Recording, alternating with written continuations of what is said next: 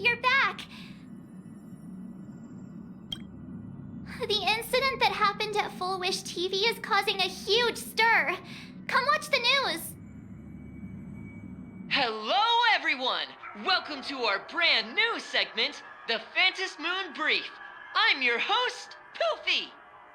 Hi, everyone. This is your old friend, Snowy. Well then, as the Phantasmoon Games reach a boiling point, and for reasons that need no explanation, we are now joining Duo Mention TV to bring you live coverage of the latest and most critical news updates. Yes, we are! And after the director of Fulwish TV and sponsor of the Research Society of Happy Smiles, Fulwish announced that she was joining the Phantasmoon Games! That terrifying tragedy of 15 years ago once again swept through the psionic game! The supplicant debate, slated to take place at the Seafeld TV tower, was cut short when out-of-control Imagine known as Joy Ascendants appeared suddenly and launched an attack. This Imagenesis plague centered on Seafeld City spread rapidly. Even Fulwish herself turned into a monster atop the Seafeld TV tower. As of the latest reports, nearly 200,000 human and Imagine inhabitants across Planarcadia have been affected by the plague. Countless individuals are injured or missing, and total losses are estimated to have reached 8.6 billion credits.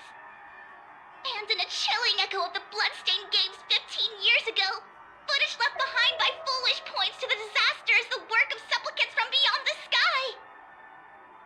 She identified the culprits as the famed cosmic hero, the Trailblazer of the Astral Express, and the wanted criminal, Stellaron Hunter Blade, claiming they were responsible for the tragedy. But a spokesperson for the Department of Aberration Defense said the disaster was planned and executed by Fulwish herself through her organization, the Research Society of Happy Smiles. They added that the investigation will continue and the organization will be shut down. Oh, how familiar that sounds. 15 years ago, they made the same excuses. What is the real story behind this? The Phantasmoon Brief will continue to keep you updated. Over 500 years ago, a prophet made a prediction. In year 1999, a terrifying devil will descend from the sky.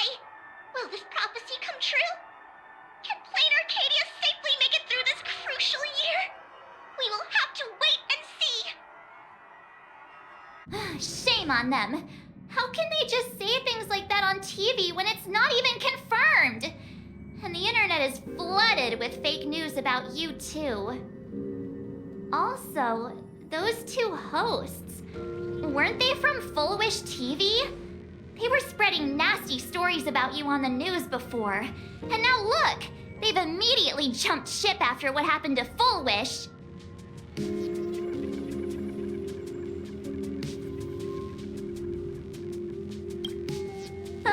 Ever since coming to Planarcadia, nothing surprises me anymore. I'm happy you made it back safely, but somehow, you just don't seem quite the same. Oh no. You're trying to grow up and leave me behind. Don't tell me you're becoming the next Don Hung. No!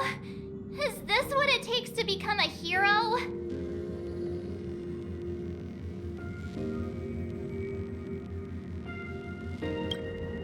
I am so cute and lovely. What's the problem with that? Oh, right. Tell me about what happened at the TV tower. I've heard Don Hung and Sunday's side of the story, but I haven't heard yours yet.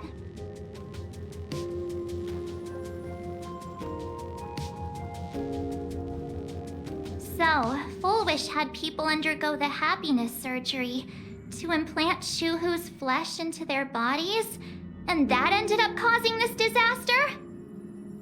And you guys stopped the mutation from spreading, but all you managed to do was to temporarily seal Shuhu's flesh inside Blade? And then you mentioned that Nessia, the one we met at Star Rail Fest, is actually the Phantasmoon Games arbitrator? No wonder she could draw a mask for you. And she also asked you to go deep into the world in Canvas to warn... who was it again? Who is that? Yes, Graphia. Himiko's ancestor. She's an artist from 1,000 years ago. Himiko's ancestor? She's still alive? Wait, that's not even the most important part. Nessia asked you to warn Graphia that the Lord Ravager, Asat Pramad, is back? Oh, why does the Express have such bad luck? By this point, whenever we go on vacation, I'm always ready to deal with random problems. But running into another Lord Ravager while on vacation? This is way over the line. Lord Ravager, at Venessia's request, Shuhu's flesh and Blade's body, and the unfinished Phantasmoon Games. Suddenly, there are so many things to deal with. Feels like we're juggling a bunch of eggs all at once. One slip, and it's all gonna go splat. Are you okay?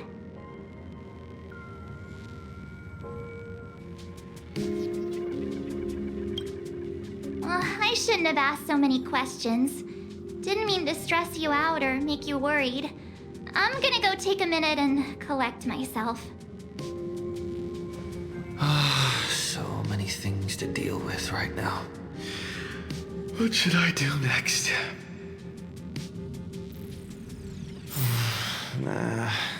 I've had a long day. I should just get some rest.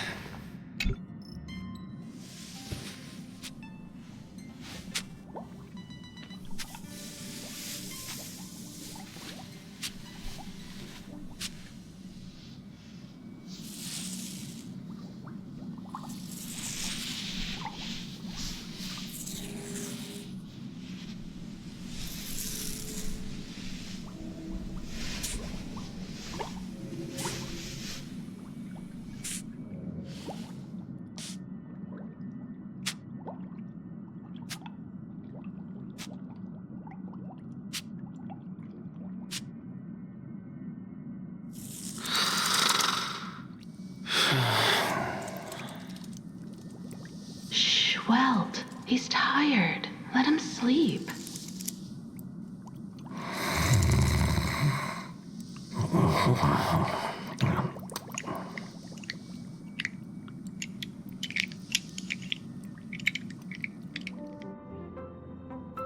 You're obviously tired. I never thought this vacation would become the prelude to yet another major war.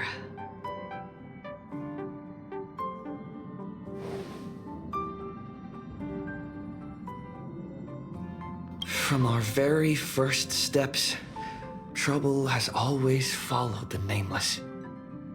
But this is way too much. Look at you now. It takes me back to when I first got the Express running again. Aside from Pom Pom, I was the only crew member on board, constantly stretched thin and feeling out of my depth. All I could do was note every problem in the navigation log, one by one. A world's coordinates that needed an update. A glitch in the Express's warp system. The notes were as dense as the coordinates on the astral charts, leaving me completely overwhelmed. Back then, I never imagined the Astral Express would one day have to face a Lord Ravager. But strangely, now that the time has come again, I'm not panicking at all. Come to think of it, it's because of you. Because of all of you.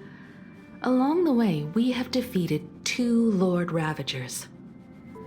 The Nameless who guided me before I set out once told me, keep moving forward, and the obstacles that once felt impossible to conquer will soon be behind you. And along the way, you'll find companions who are just like you. I've seen you grow through the Phantasmoon Games, becoming someone others can trust and lean on. And I heard the declaration you made atop the tower. I'm truly proud of you. That's why I want to share a story from the past with you.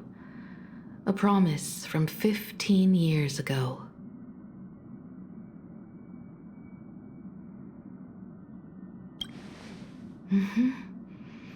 I promised someone that when the moon over my hometown was full again, I would go back to see her, to let her know I had made the most of this borrowed life, and found companions I could trust with all my heart.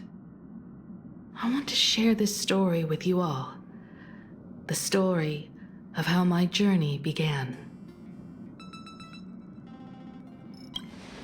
Because it's a long story, filled with many memories of my past. I'd also like to invite you all to the place where I repaired the Express and tell you everything bit by bit. All right, it's a deal. When I return from the world in canvas, you can make us... let Shush make us some coffee, huh? Then we'll settle in and listen to your story. Speaking of the world in canvas, March told me about what Evanescia said to you. Evanessia's request was not made lightly, and she was worried for a reason. Silverwolf saw that Lord Ravager in action too. According to the records from the databank and the IPC's investigation, Asat Pramad's campaigns often span centuries, and the planets he targets all end up destroyed in freak accidents, leaving their surfaces covered in only smiling faces. 1,000 years ago, my ancestor Graphia created the world in canvas.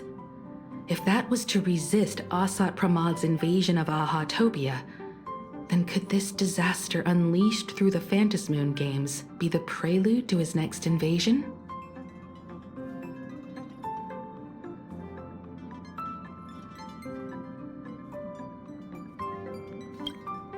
There are far too many legends about her. It's hard to tell what's true and what's not. Only two things are beyond doubt. First, during the Cinderth Age, she created countless Imaginae and sent them into battle against the demon legions from beyond. Second, near the end of one of the Phantasmoon Games, she created the world in canvas to shelter inside it what was left of civilization and life.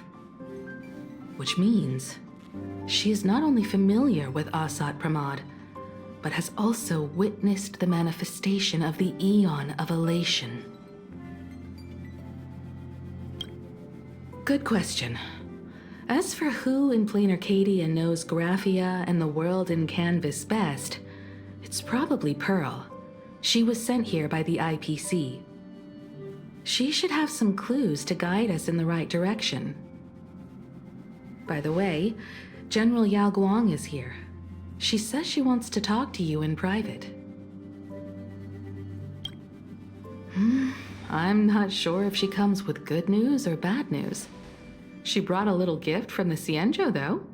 Mung bean soda. Go talk to General Yaoguang, then. Don't keep her waiting. After that, come to the party car and fill us in on your next move.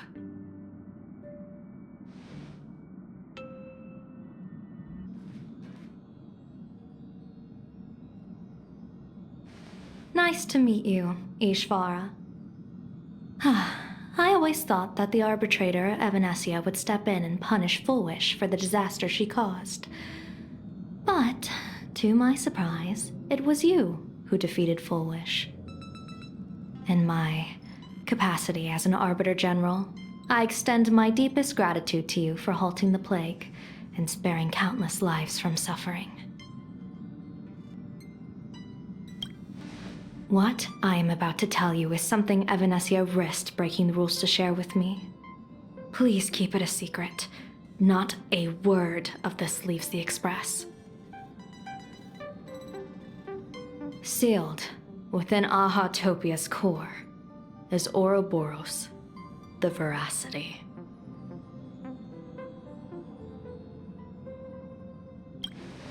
You mean the leviathan that could swallow whole planets? That Oroboros the Voracity?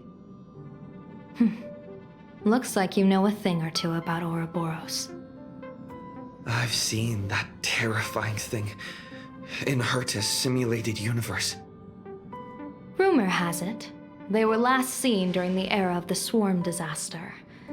They were hardly there to aid the Swarm, but rather to attend a cosmic-level feast, in which the Swarm served merely as appetizers, and the planets they passed were devoured as the main course. No one expected them to be here of all places, sealed away on this very planet, after vanishing for years.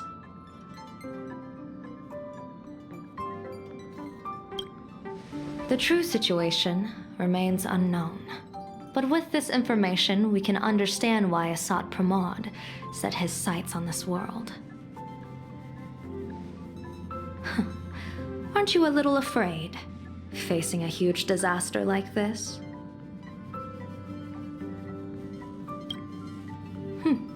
That's impressive, Ishvara. No wonder you survived the calamity of Iron Tomb. Fortune follows when fate hits its lowest ebb. Every crisis comes with an opportunity. Now that we know a force capable of devouring stars is deep in slumber at this planet's core, perhaps we could make it devour the problem inside Blade's body. It might just be a risky path worth taking. Blade has agreed to my proposal and will venture into the world in canvas to seek out the Voracity. From what I've heard, you are going there as well. I cast a divination, and the hexagram shifted between the marsh and fire trigrams, yielding the judgment. Heaven and earth are separate and apart, but the work which they do is the same. In other words, though your paths may differ, they are destined to intersect.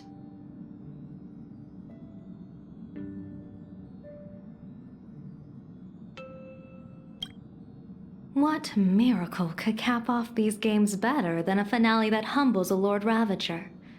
It will be a tribute to the elation.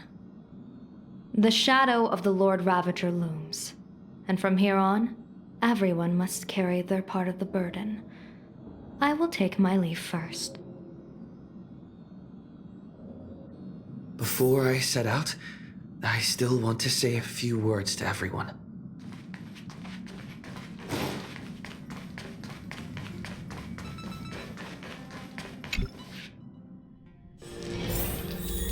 What are they all up to over there?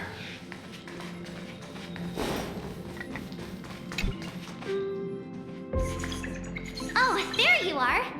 We were waiting for you. We're here to celebrate the Astral Express making it through another trial, of course. Pom-Pom's heard all about your latest adventure. It's a modest celebration, but a meaningful one. You stopped Fulwish's scheme, and that is no small achievement. Regardless of what the people of Planarcadia or the media may say, we raise a glass to you. Exactly. You knocked out the mastermind behind all those creepy whatever their name is. I didn't get to see it myself, but Don Hung described it for me. You killed it! Your victory gave Blade a chance to free himself from Shuhu's flesh. Thank you. With a Lord Ravager looming on the horizon, everyone will soon be heading off on their own missions. Before that, it felt right to have a small gathering like this. Now, let's make a toast. Here's to everyone who fights to protect this Arcadia. And here's to all of us. The Lord Ravager can throw whatever he wants at us, but I know the Astral Express will keep streaking across the stars. Thank you. All of you. Having you by my side is what gives me the courage to face the future. I'll carry this strength with me through the rest of this journey. Cheers!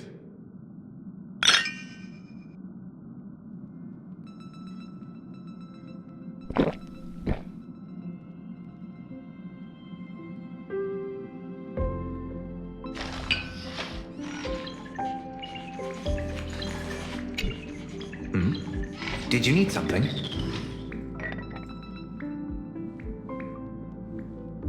I need a break. I felt worn out ever since coming back from Seafeld TV Tower. Right now, it feels like I'm back in Oak Manor's banquet hall. At those parties, no matter how tired I was, I'd have to clutch my glass and smile, keeping myself calm. Mr. Yang insisted I should get a full day of sleep, but I didn't want to miss the chance to toast with you all. I should thank you for letting me embark on this journey.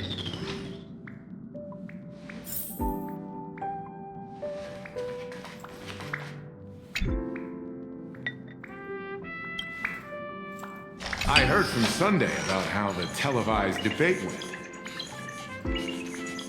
We won this battle because of you.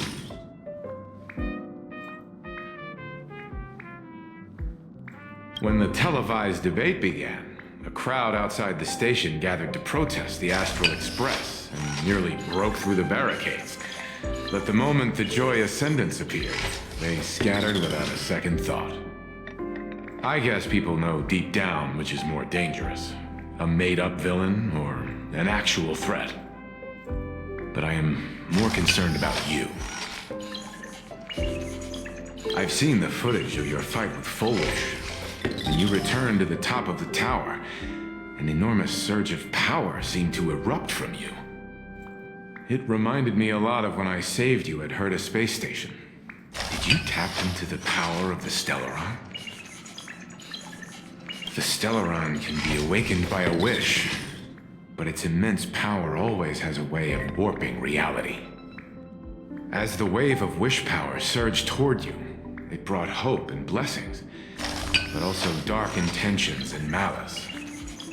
What might it do to the Stellaron? We have no idea. Be careful with this power you have, no matter how tempting it may seem.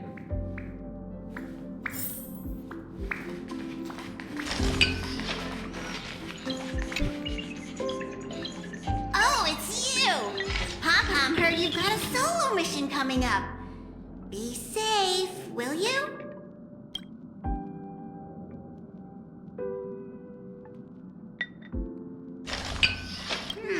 How did Passenger Himiko appear?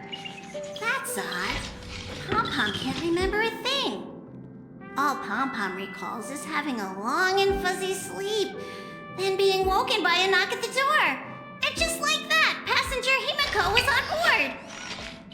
The day Passenger Himiko knocked, it felt like Pom-Pom was waking up from a dream. The Express's heart started beating again and the lights flickered on one after another.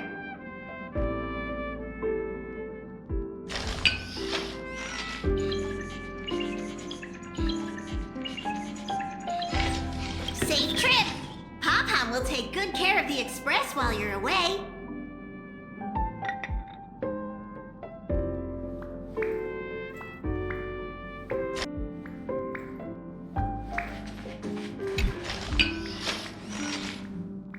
There you are. March and I were talking about you. Yeah, of course. When did Don Hung start expressing his feelings like this? I guess pigs really do fly. This trip to Planarcadia is the first time we weren't necessarily working together toward a common goal. You dove into the Phantasmoon Games. I crossed paths with that relentless old friend and foe again. As for March, well, she spent her time wandering and eating. Her perfect little vacation. Wait, hold up. How come all I get is wandering and eating? I grabbed plenty of comics as well. I call it cultural exploration. With a little extra time for me to recharge, of course. right? Now that we're having this little break, it hit me that I might have neglected you and March.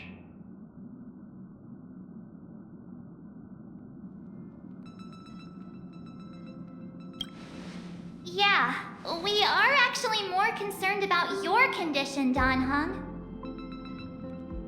Blade has accepted General Yaoguang's proposal. Perhaps he has finally moved on from past grudges and that abundance curse, and is now ready to do something for himself.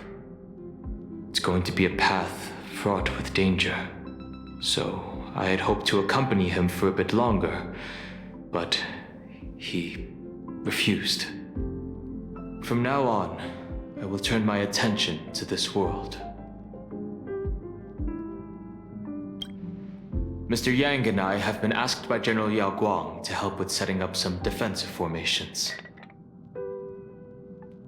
I've got work to do too. Mr. Ashvale wanted someone to accompany him to the tavern to investigate clues about Asat Pramad. Yours truly figured she'd been resting long enough, and it was time to stretch her legs. So I volunteered.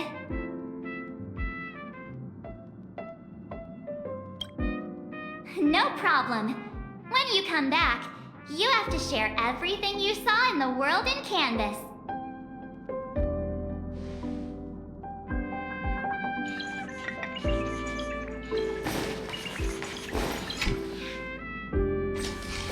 Just in time.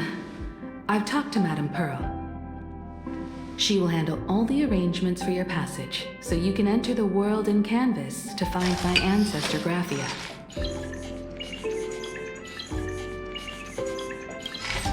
Actually, I hoped you could take some time to rest first. Once you've fully rested, you may make your way to the dock in Seafeld City. Madame Pearl has a special ship waiting for you there. It will take you to the border between this world and the world in Canvas, a place known as Inkford Hermitage. That's your final stop before entering the world in Canvas, a place to gather your supplies and rest up before you set out on the journey ahead.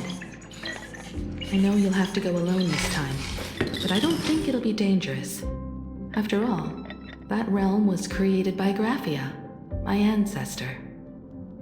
The thought of it makes me feel calm, in a strange but comforting way. If you get to meet her, please give her my regards. I am indeed quite curious.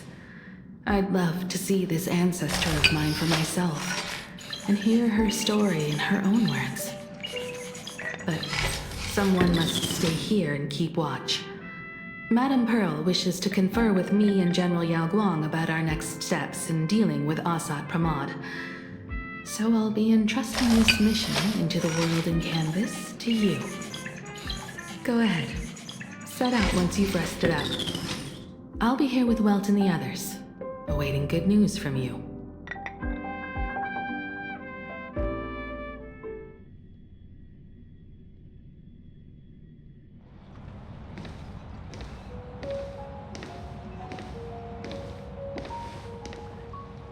In other words, that woman wants you to take Shuhu and jump straight into the Voracity and leave the rest to the Eon's stomach acid?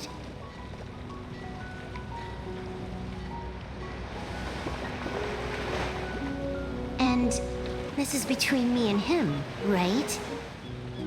Why are you tagging along? Relax. I'll say my goodbyes and be gone. A dignified funeral, If you ask me, this ending is indeed grand enough.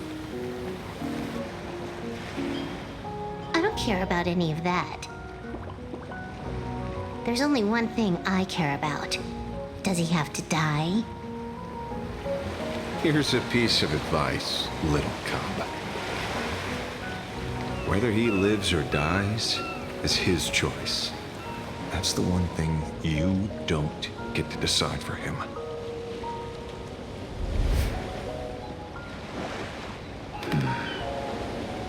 It has landed. What? Nothing. Just a seabird landing on the rocks. A blade forged of mortal steel cannot sever an undying fate. If Shuhu is to be put down, the options are few. And that leviathan is one of them. In time, people will say this. The culprit of the Juming gave his life for the greater good and plunged into the abyss alongside the abomination.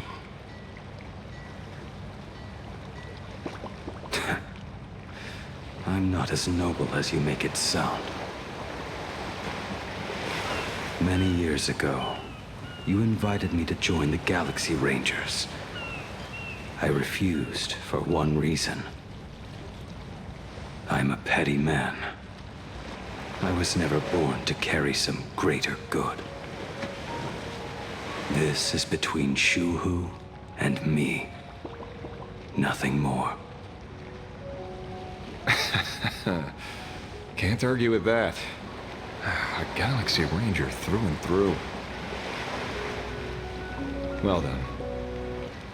I won't say anything more. Blade, you sure about this? For years, death has clung to me like a curse, etched into my bones. If there is a chance to make a god feel the same pain, I would do it, even if this body is reduced to ash. As for everyone else, there's no need to drag them into this. We'll proceed as Yaoguang proposed. Bury Shuhu at the end of the world in canvas, taking me with him, and let the veracity dissolve us both.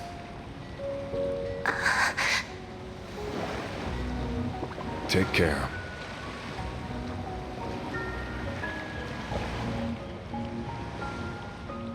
How about you stay as well? You might as well see it through to the end with us. Planarcadia has bigger problems that need my attention. Your instincts were right. That meanie pulling strings from the shadows is none other than Asat Pramad. Who else would want to kick a Ha's head like a ball? So, I need to get back and finish my job. Investigating a Lord Ravager sounds like a job you don't come back from. Therefore, it also pays very well. Then here's hoping you live long enough to collect your payment.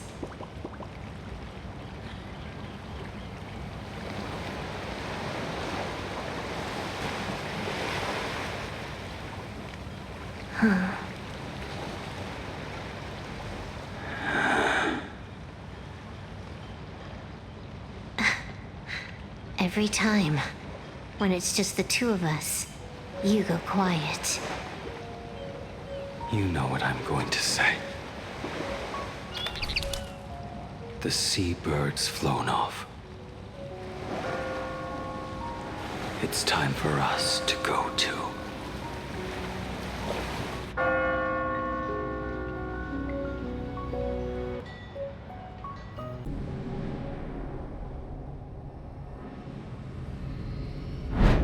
The terror slumbering at the heart of Planarcadia is Oroboros. After the swarm disaster, the Veracity vanished, never to appear again for more than 700 Amber eras. Their last rumored sighting was 500 years ago. History fictionologists claim that Oroboros lies in wait at the edge of the cosmos, guarded by their children, awaiting the day of their return. I've heard that story before, but it wasn't about the edge of the cosmos. It was Pier Point. They say that the preservation is nothing more than a facade, And the IPC is, in truth, a cult devoted to the Voracity. Organic life has quite the imagination. They've said other things, too. That Louis Fleming seeks to ascend as the Eon of Wealth. That the Council of Mundanites are mere hounds of Dr. Primitive. That the Marketing Development Department colludes with the destruction, turning a blind eye to the spread of Stellarons. Such rumors are endless. I believe the General should be able to tell which are true and which are not. I've never heard the last one, so let's assume it's the only one that's true.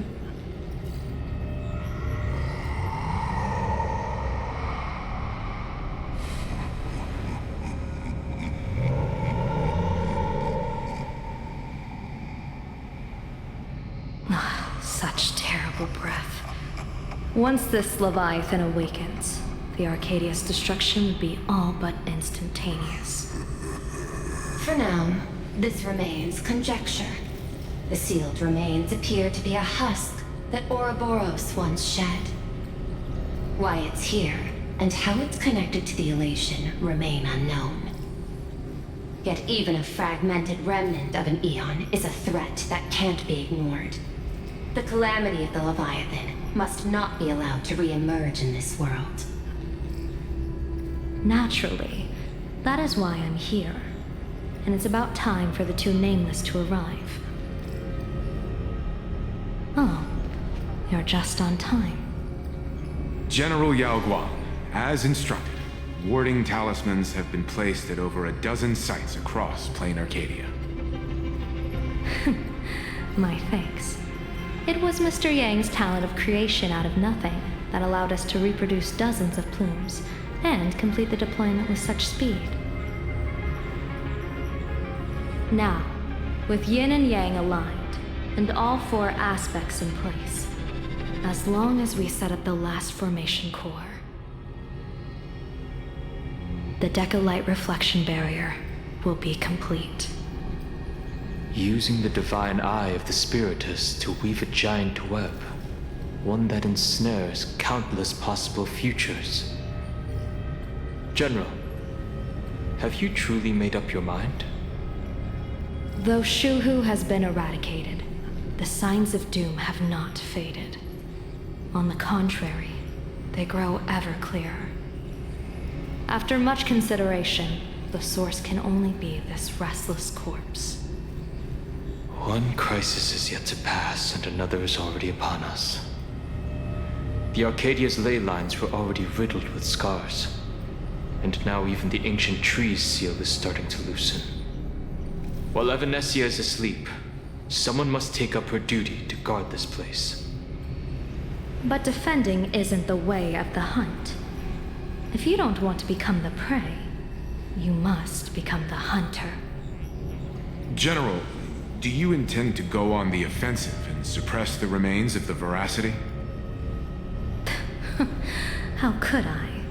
The Joy Seeker could barely confine that husk using the Abundance's ambrosial arbor as its cage. I'm not that arrogant as to place myself alongside the gods. I'm not here to guard against an Eon, but against a lesser menace. Lord Ravager Asat Pramad. This barrier is prepared for him. Asat Pramad has been meddling with the game from the shadows. His intentions unclear. We know little about him or the Voracity.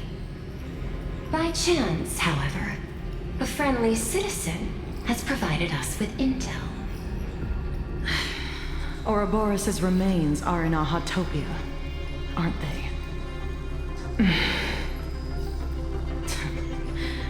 Silence is an answer in itself. I've seen that reaction too many times. I'm not surprised that you were the first to discover it. You were in the Torn Scroll too. The probability of you noticing was 24%. That's a little low, don't you think? I'd put it at well over 90. What I don't understand is this. There were countless ways to verify your hypothesis, yet you chose the most unconventional one. You bypassed security and broke into the building to confront me in person. What is your objective? This is no confrontation. It's a warning, Madam Pearl. I'm a security officer, and there is only one reason I'm here. While everyone else is fixated on the Phantasmoon Games, only the Department of Aberration Defense is watching other places. Like the location where the new Herald of Death case was closed? Correct.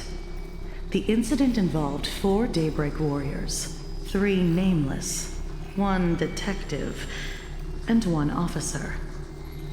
But just moments ago, a 10th set of footprints appeared at the scene. After the investigation, we learned that the traces were left deliberately. A blatant provocation. The Lord Ravager bent on destroying the elation came uninvited. Make no mistake.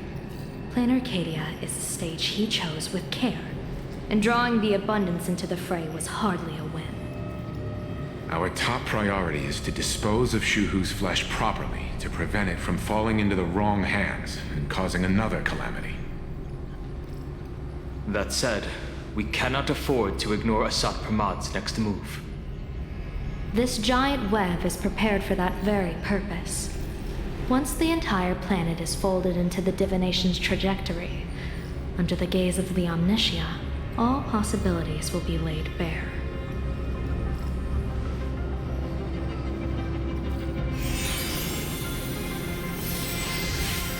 When that time comes, he won't wish to leave any footprints behind. One final question. Why did the Lord Ravager choose to visit this place?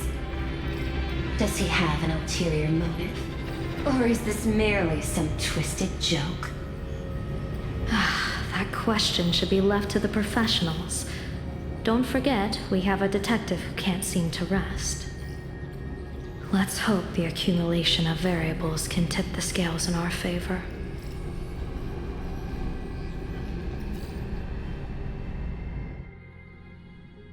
And so, the people set out, and the gondola, bound for distant lands, set sail.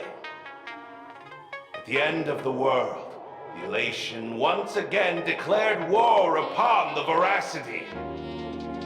Take, frail little humans!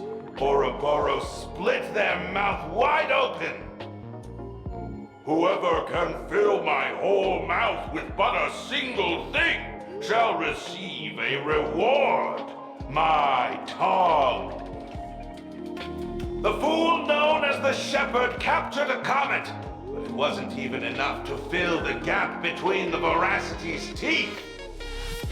The bartender Braji opened the wine cellar, yet they only grew drowsy, drifting off to sleep. And en route, he crept up to the Voracity's ear and told them a corny joke. The Voracity pondered it for 10 amber eras, then burst into laughter at their own amusement. En route spread his hands and said, "See? I filled your mouth with laughter." Then what happened? Then the Voracity said, "Are you kidding me?" And with that, they opened their gaping maw and tore en route to pieces. What kind of nonsense is that? Those are the facts, my inquisitive auditor. If you want to hear more stories, you're welcome to discuss with your classmates.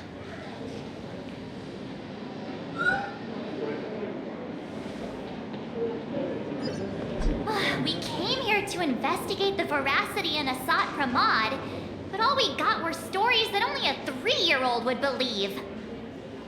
Rumors don't just appear out of thin air. It's just a matter of how much truth you think they hold. At least 90% of that was made up. Sometimes that last 10% is all you need.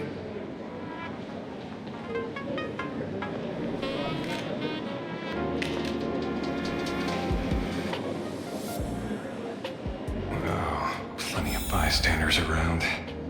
Let's hear what they have to say.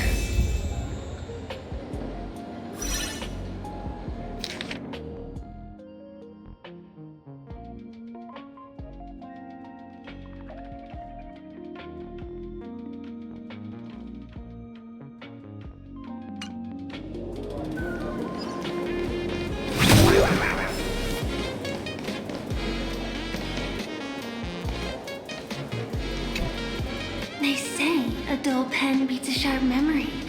My memory's dull, and my pen's not much better. Then you must have a lot of stationery?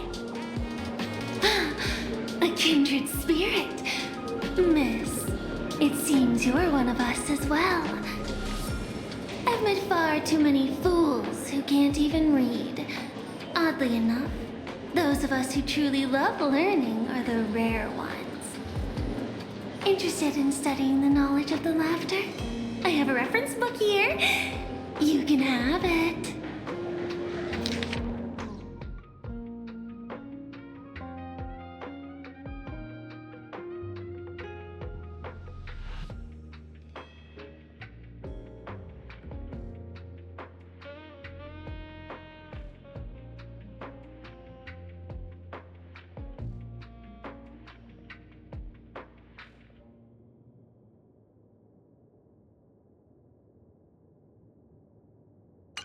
This feels completely made up. But, thanks anyway. Oh, please. Thank the seniors. To compile this book, they offended every eon they possibly could, and narrowly escaped death at the hands of each and every one of them. As for me, I'm just the one who keeps the books circulating.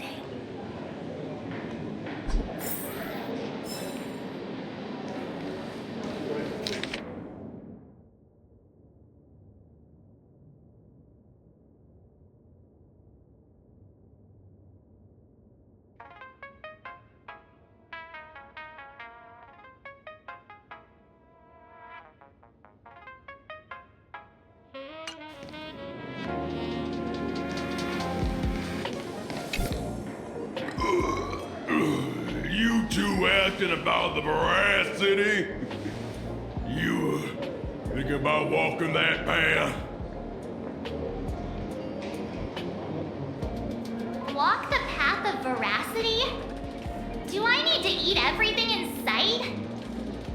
You got it. Kids always dreamed, and I am Oroboros. Yeah. Can you talk normal? Stop gulping for air. I swore to become a Voracity finally. I'll pinch my nose and swallow. Oroboros. Nah. Ah. Very regrettable. Enough already. I'm telling you, it was all bluffing. The fools didn't lose. En route and Dorothy, when the Voracity wasn't looking, rolled up her skin like a grape, snatched it up and poached it. Then poof, they were gone. Comic-Con Collective don't got a Voracity card. I already filed a formal complaint with the organizers. You should be putting this much effort into your studies! Hey, friends! How was your first day of school?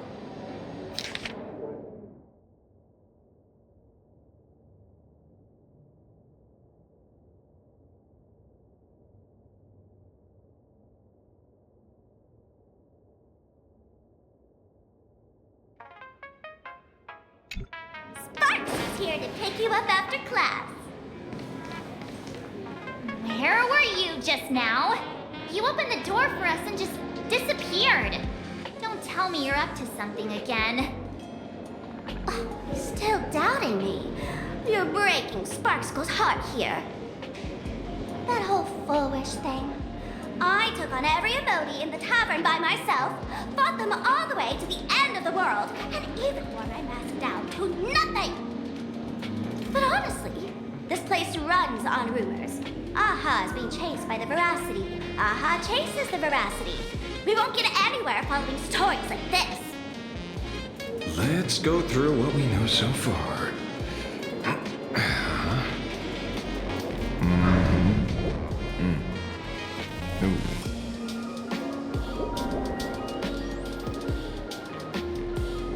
Yeah, it's a complete mess. So, after a bit of thought, Lady Sparksy came up with a brilliant idea. I borrowed a nifty little gadget from a friend. The Unreal Sparks and Spark! No idea how it works, but apparently this light bulb makes you smarter the moment you put it on. Does this friend know you borrowed it? Asat Pramad has a gun to our heads, and this is what you're worried about? He'll find out one day. Well then, I'll go first. It doesn't look very reliable. Are you sure about this? No worries. If anything goes wrong, the friend in my head will protect me.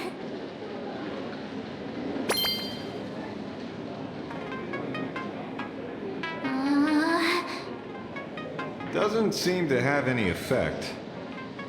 No, it's working perfectly. I get it now. All of it. No need to dance around. Our enemy is a Lord Ravager. There's only one question we need answered. How does Asat Pramad plan to destroy Elation? Correction. The effect is very obvious. Judging by Nanook's habit of picking Lord Ravagers, I wouldn't be surprised if Asat Pramad was once a masked fool, and therefore knows Aha's weakness. The Arcadia is like a microcosm of eons and paths. People indulge themselves in fabricated happiness, unable to pull themselves away from it. Many have expressed their concerns. This isn't elation. Aha is playing with fire. A classic social realist deduction. Old-fashioned. Ooh, but effective. We're closing in on the truth. Yes, the answer is all but revealed. You are Asat Pramad, Sparksy. Do you have evidence? Of course. The truth is so simple that everyone overlooked it. The evidence is... you were the first person I met when I got off the express. If I am Asat Pramad, would you and Grey Hair have been able to walk out of the school alive?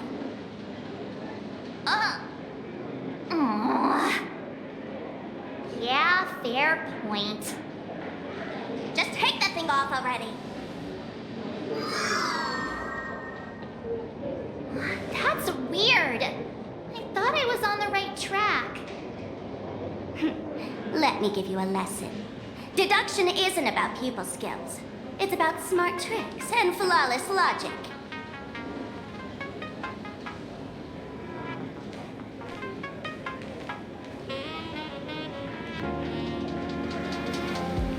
Watch and learn. Sparkle, master of the classic whodunit, has entered the chat.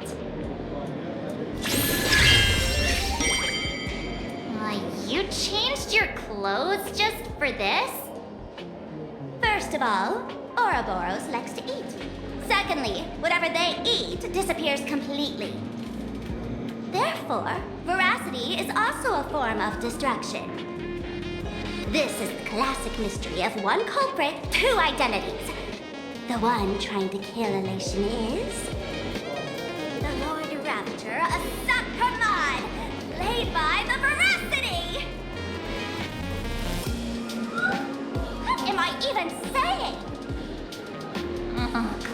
classic whodunit. This is more like a classic Who's the Dummy.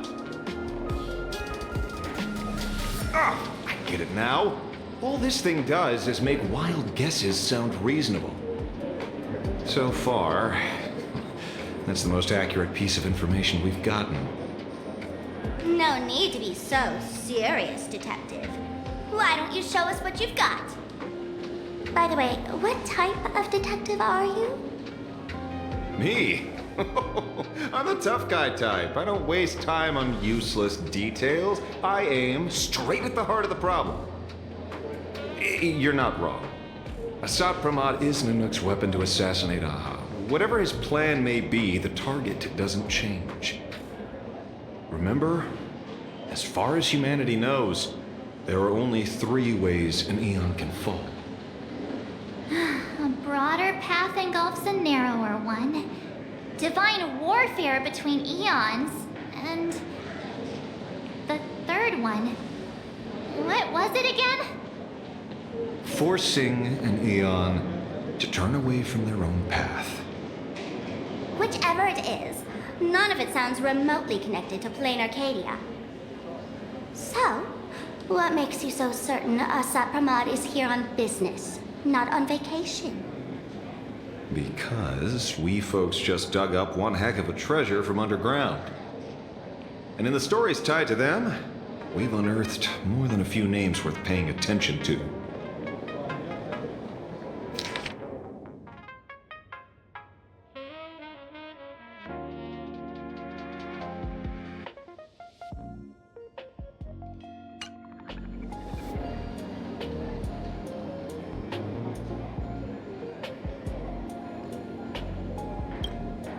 Right.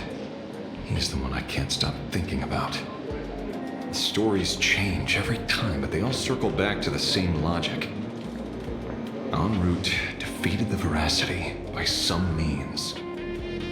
You're right. Then who is this en route? Do you know him? En route. Of course she does! Everyone in the tavern knows that name. Long ago, its owner grew tired of jokes, cast aside his mask, and walked away. Some say he became a morning actor. Others say he jumped into IX's black hole. But none of that matters. What truly matters is that you have my unreal Sparks and Spark. I knew it. Give it back, give it back! That's a big order my client wants immediately! What do you mean, give it back? It just wandered off, and I happened to find it on the way, so I brought it home. You want it? Here, take it now. Absolutely not! Wait, right now? This doesn't sound like you at all.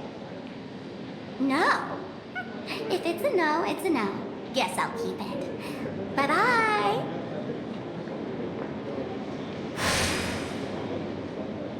Get back here!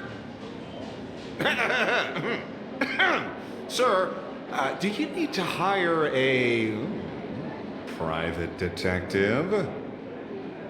Hey! Can you catch her for me?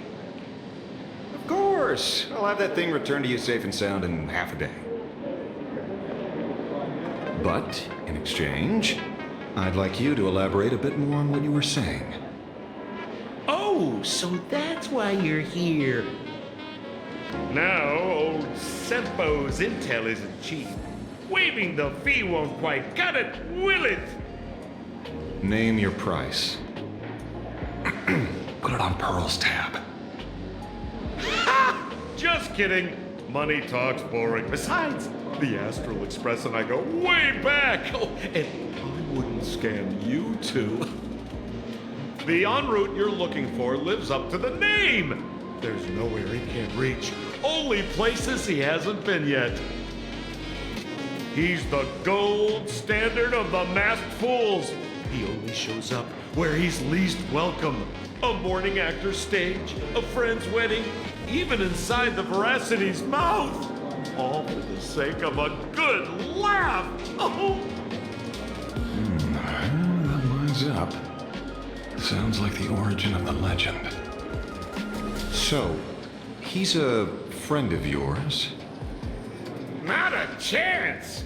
Back when old Senpo was still a kid, en route was already a name in the history books. He left the tavern during the Second Prosperity. They say after hearing 30 trillion jokes, he never laughed again. Before he left, en route said one thing that, at the time, no one cared about. Elation has been dead for a long time. Where did he go after he left the tavern? The tavern has 10,000 mouths, all telling different stories. All I know is this. He said he was headed for the true world's end, and then he vanished without a trace. How do you know all this? Oh, I've been around long enough to have my own channels. Just trust old Senpo. And about catching Sparksy? Leave it to me. I keep my word.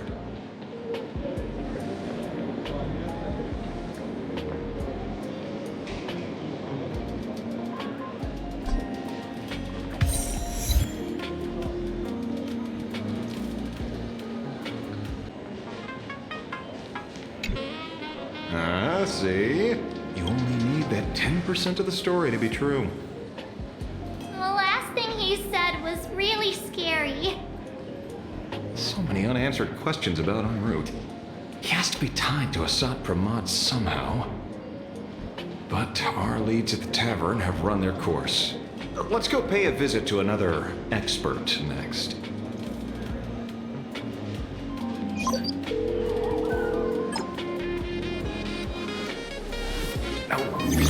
Speak of the devil. Only a Cienjo general could have arranged something like this, I suppose.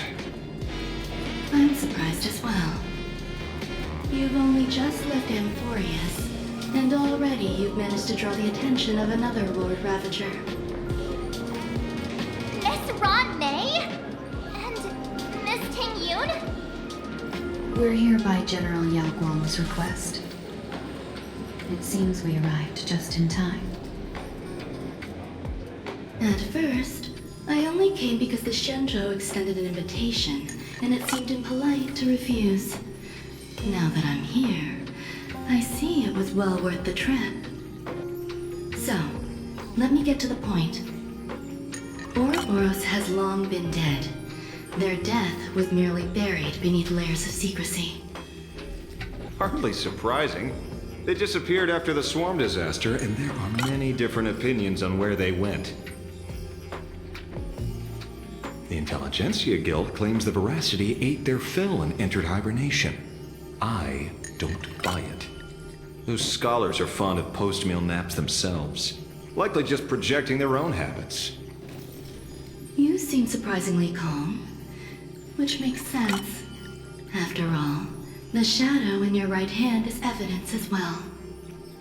Why don't you tell everyone what happened to the Galaxy Rangers back on Vonwacq? Vonwacq? Sprightly Vonwacq. I've heard there's a particular phenomenon that occurs on that rainforest planet.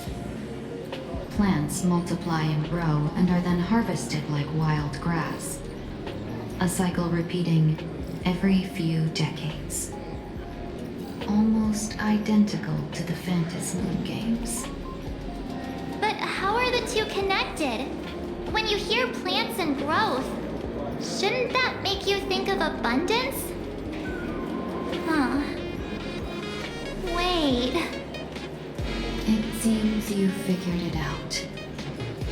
By coincidence, abundance is another thing the two worlds have in common.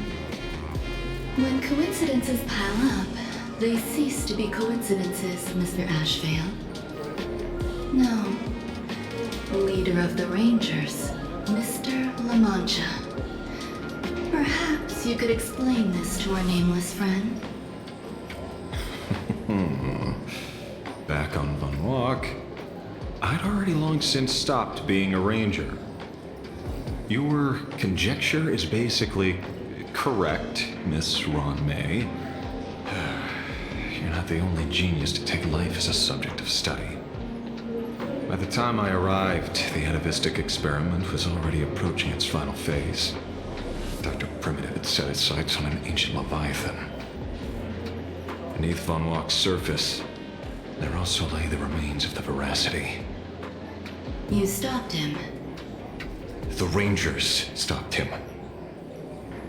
Back then, Mr. N was still human. Now, deep beneath Ahatopia, another corpse of the Leviathan lies buried. If I'm not mistaken, there are countless other worlds carrying out the same ritual. Aha sealed Oroboros' body among the stars, suppressed it with abundance, siphoned the power of the Path of Voracity, and called it a game. This is what people call the Phantasmoon Games. Uh-huh. Why would they do such a thing? You may remember, the Express once delivered a Leviathan's carcass to me.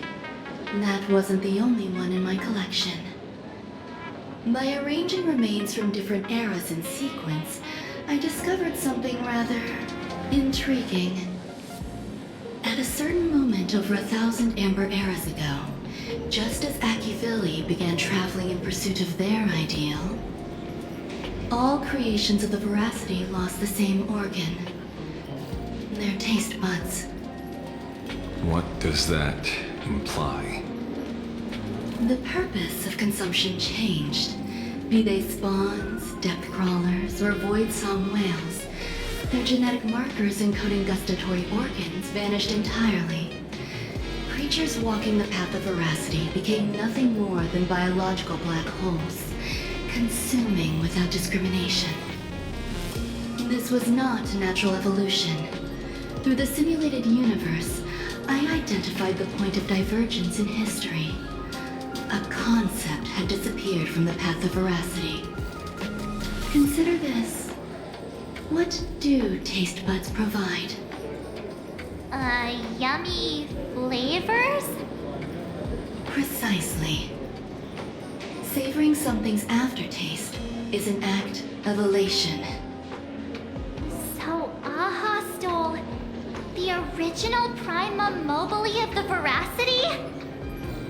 The simulated universe proves nothing on its own, but the primal desires of life have always been entangled.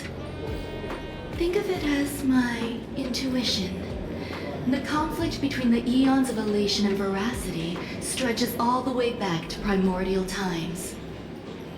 How many people know about this? There used to be 2. I only told Yu Qing to. Now, there are 5. After this, I can't be sure. Exploit the old conflict between Aha and Oroboros to ignite a divine war, or allow intersecting paths to devour one another. Of the 3 known ways to kill an Eon, the Arcadia fulfills at least 2. Now who still thinks Asat Pramad is here on vacation?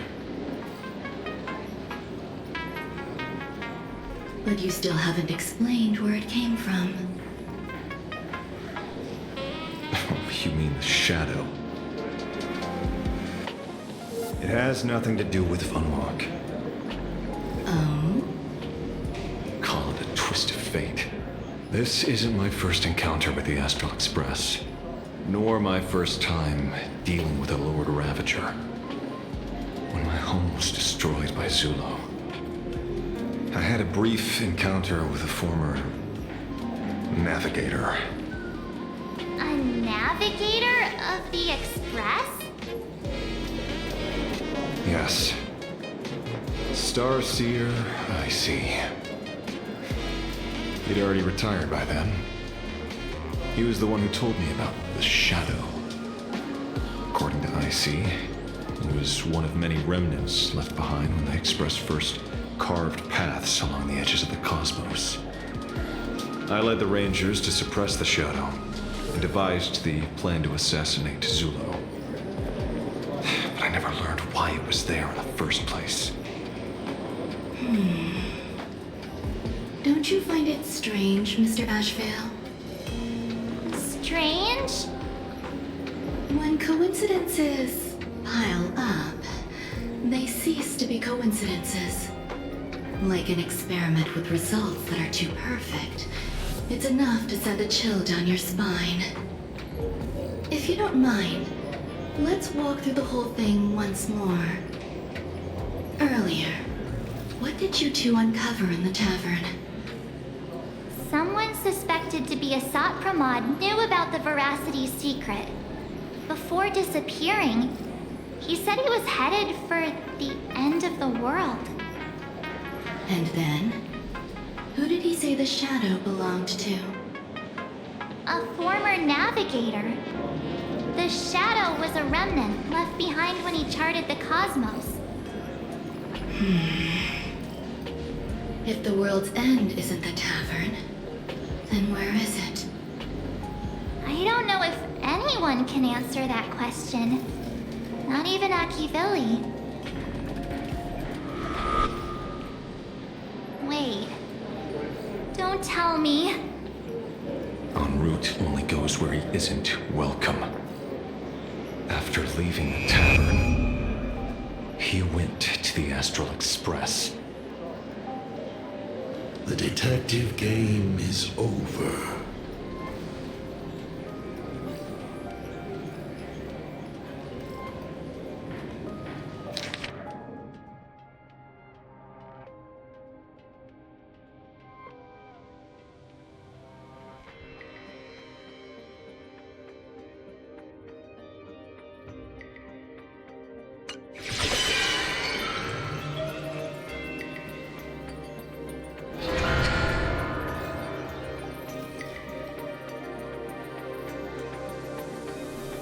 I have to say, not many people can make me change my plans.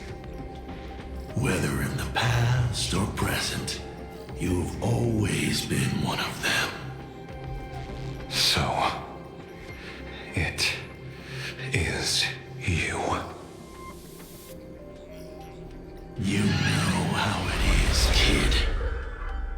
I've always enjoyed arriving uninvited.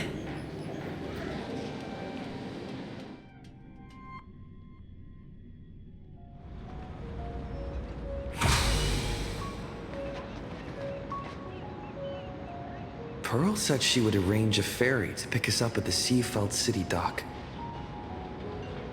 The place we're going to holds clues about Graphia? Really? Validate your own ticket before boarding and be a model passenger. We wish you a pleasant journey.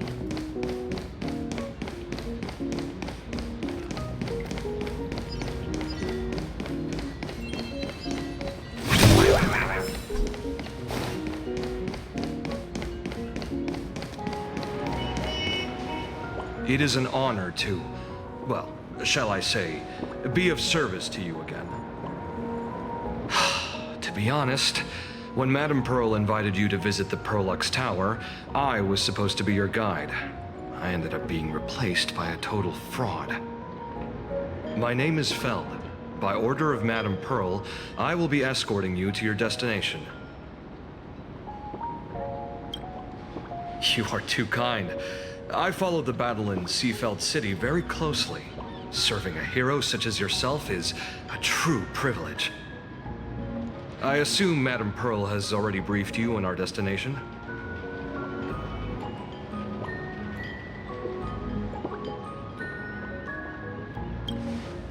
I see. It so happens that Madame Pearl is tied up with an unforeseen event, so allow me to brief you in her stead. The destination of our boat journey is a hotel known as Inkford Hermitage.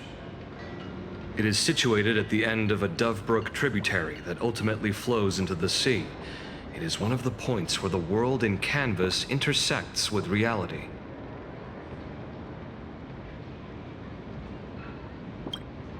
Yes, to be precise, she lived there 1,000 years ago. Legend says the miraculous encanvassing of the mortal world happened there. Would Madame Pearl, a die-hard fan, pass up a sacred site like that?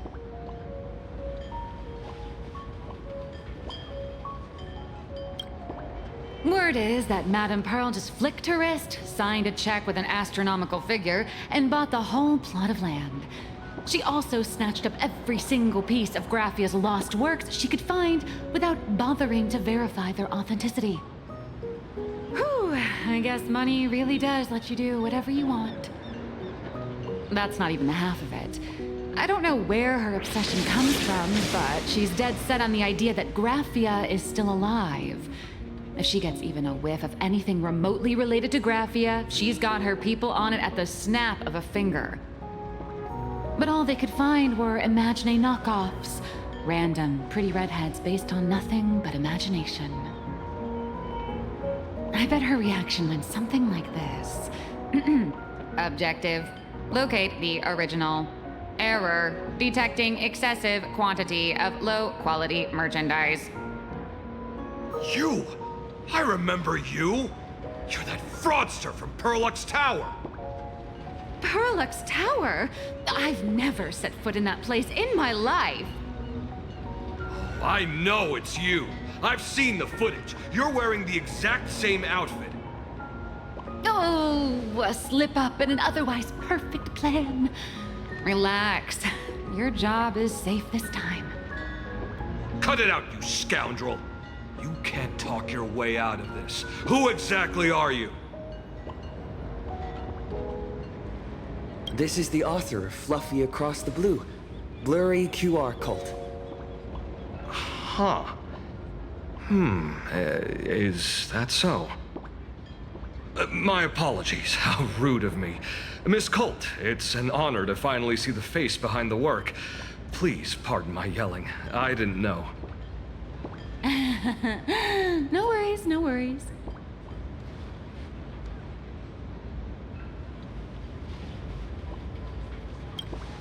Well, yes. Would you believe it if I said I was going on vacation? Miss Blurry QR Colt, let's be clear. You are being transported under escort. Your current credit balance is in the negative. Madame Pearl has offered you a lifeline by asking you to complete the next volume of the Fluffy.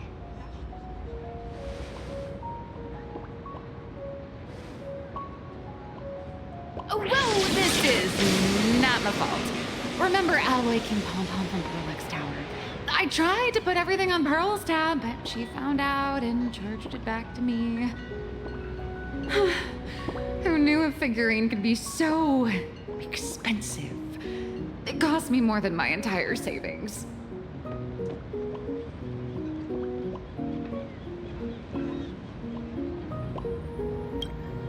I went all in on learned coins.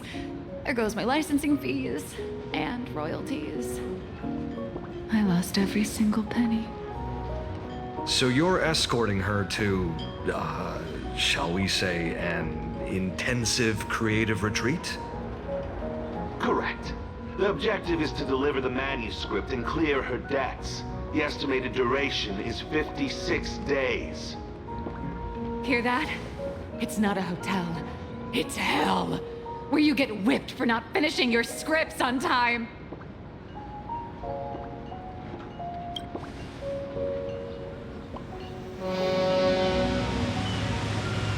The boat has arrived. When you're ready, let's begin our journey to Inkford Hermitage. Please, mind your step as you board.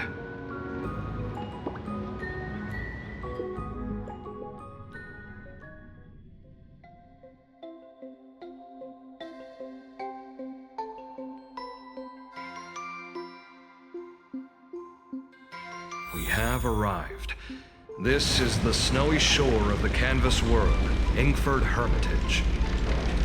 Are those Wispe floating on the water?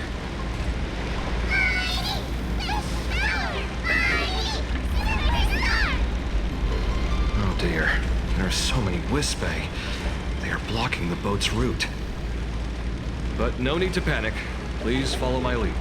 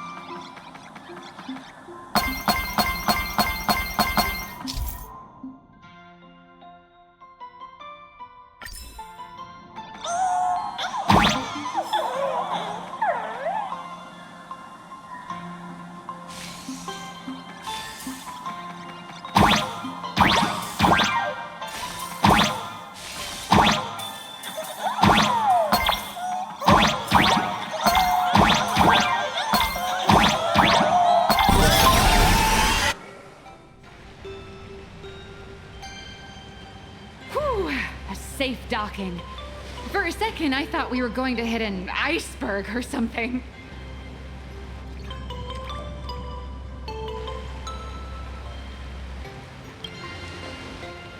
They probably sensed your wish power. You are the Phantasmoon Games superstar, no? Look! Someone's trying to hitch a ride on you.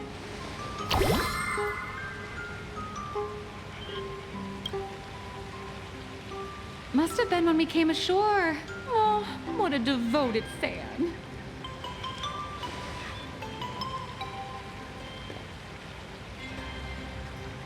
Everyone, welcome to Inkford Hermitage.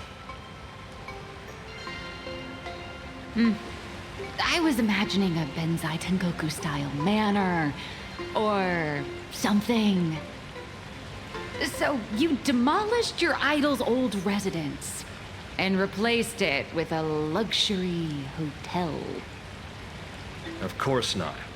Benzai Tengoku vanished more than 1,000 years ago. The original structure is long lost to time. The IPC only chose this location because this is one of the weakest points between reality and the world in canvas. Many Imaginae are born every day, but just as many ancient lineages of Imaginae hide themselves away in the world in canvas once their wish power dry up, or as they grow weary of the mortal world. This is the final stop before they enter the world in canvas, and this is where they bid farewell to reality. They rest here, organize memories spanning centuries, and then pass beyond the point of no return. Rumor has it that Graphia's soul appears from time to time to guide these weary Imaginae on their path. There's a sense of parting in the air. No wonder the soul of the mother of Imagenesis feels an attraction for a creator. This must be the finest well of inspiration. Miss Colt, now that you're in this well too, you ought to make the most of it. Let's go. I'll lead the way.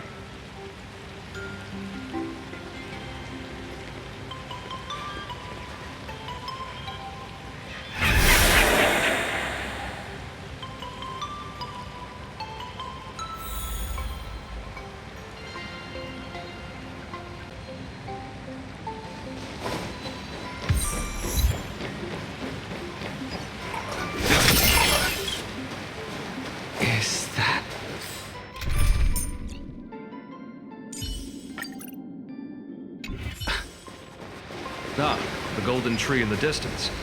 We call it Myriad Wish Grove.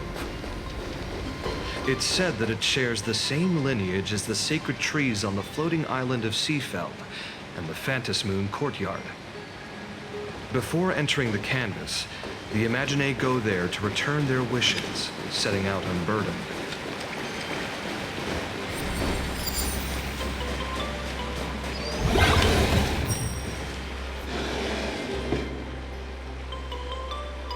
We have arrived. The hotel staff will take over from here. I'll take my leave.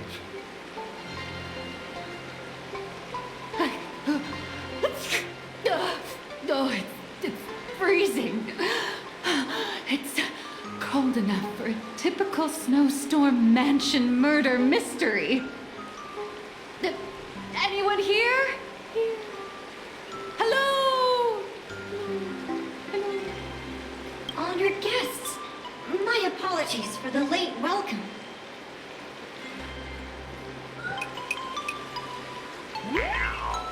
Oh, no wonder it's so cold. It's an actual snow wispy. Hello there, little one. I am the lobby manager, Casper. You have a very high body temperature. Please, try not to overheat the room. Allow me to introduce myself. I am the popular comic artist, Blurry... the former comic artist, Miss Nihilux. Oh, my true name is gone, just like that. Oh wait, did you say former? The big shots upstairs gave me a heads up. You are now an asset of Perlux Corp. You'll be staying here until you finish your next volume. Every guest in this hotel is an Imaginé with quite a history. That Arcadian over there? That's a former superhero. Which one? Never heard of him. That one over there is one of the oldest strangelings. They're a former Kappa. These days, they work as the hot springs manager. A Kappa? Didn't that lineage of Imaginé go extinct when the IPC first arrived? There are still a few survivors that slipped through the net. As for Casper myself, I am a former frost giant.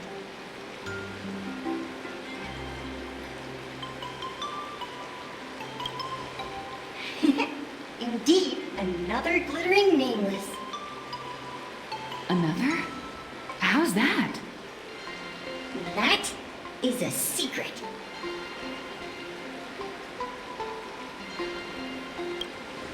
Sightings of Lady Graphia are as common as the snowflakes here. Ever since the news spread that her soul would reside at the hotel, all those Imaginé who mimic her and the weirdos who insist they have a connection to her have flocked here. You see, they all claim they have some sort of connection to her, or hold some secret about her. I bet they're just trying to scam people out of wish power and credits. Just like all those people who swear they're AHA. You're not wrong. But whenever the higher-ups ask for a report, little old Casper here can always pad it out and hand over a long list of names. Nameless, good luck with your inquiries. Bye now.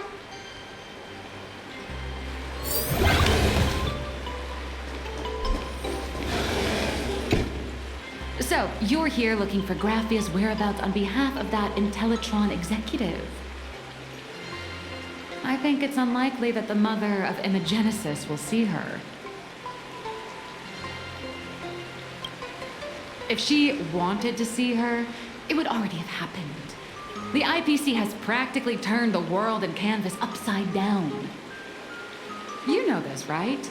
Over 140 years ago, they brought in hackers from Punklord and did everything they could to blast open the passage between reality and the world and canvas. I think disturbing her world and canvas like that must have upset the mother of Imagenesis. Normally, I'd suggest you play that little snow puffball for info. That good luck with your inquiries line definitely had a subtext. But since you're asking for a bright idea, you must have heard that in a certain corner of the universe, there's a mysterious ritual that can summon historical figures to the present day. The Holy Grail War!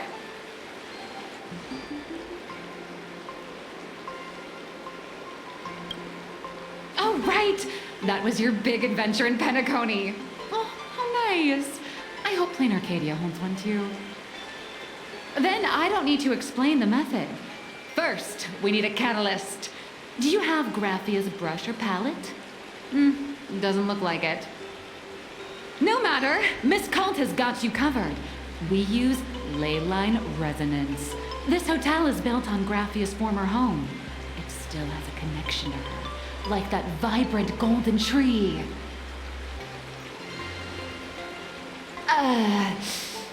Wait, you aren't actually falling for this, are you?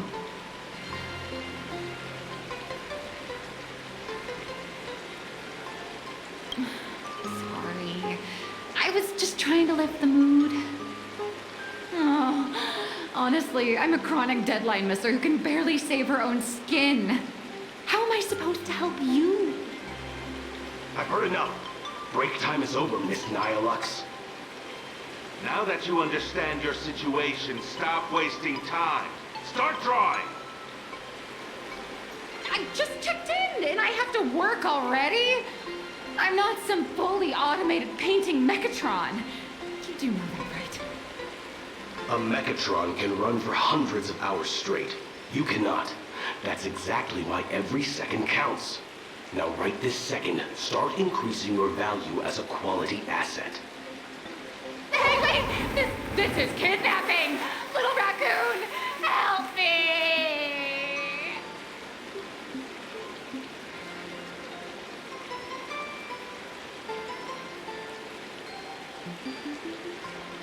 Nilex has a point. If that Casper guy is a survivor from the Cinderth Age, maybe he really does know something. Anyway, I'll start by asking around here.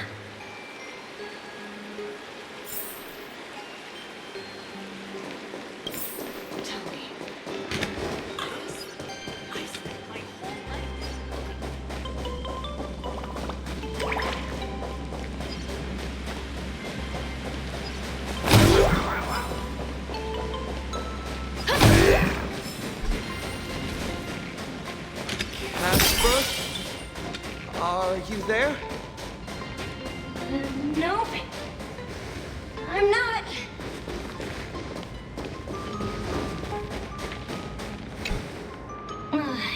You found me, current nameless. I knew you'd come to ask about Lady Graphia. But if I try too hard to remember things from such a long, long time ago, my soft, squishy head starts to throb. And then I start melting.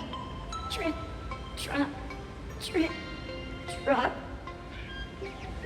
So much of my memory feels like it's shrouded in a blizzard and I can't see anything clearly. I'm sorry, but I don't think I can help you. A snowball fight? The game. The name, it feels so familiar. It feels like I had snowball fights every single day a long time ago.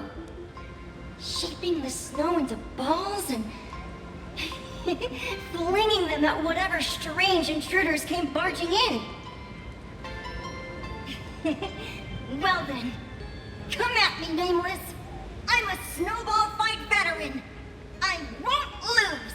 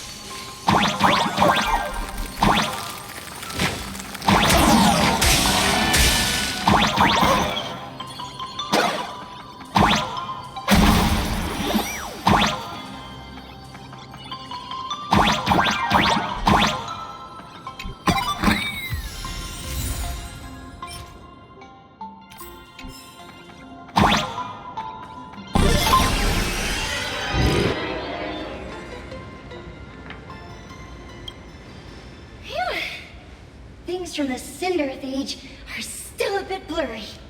But I definitely met Lady Graphia. I had snowball fights with her. She was a great painter who led us in snowball fights. She'd even paint portraits for everyone. Back then, when we wanted to see her, we'd go to her doorstep, light the ground lamps, and shout, "Snowball fight!" Then Lady Graphia would poke her head out of the window upstairs, unfurl the scroll, and whoosh! Slide right down into the snow. Then we'd have snowball fights against the Void Rangers together, under the giant moon. If we won, I got to swallow the Void Rangers whole. They were so crispy and tasty.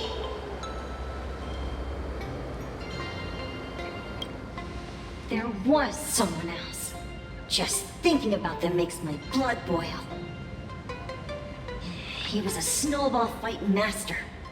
I remember one time, 8 of us teamed up to challenge him.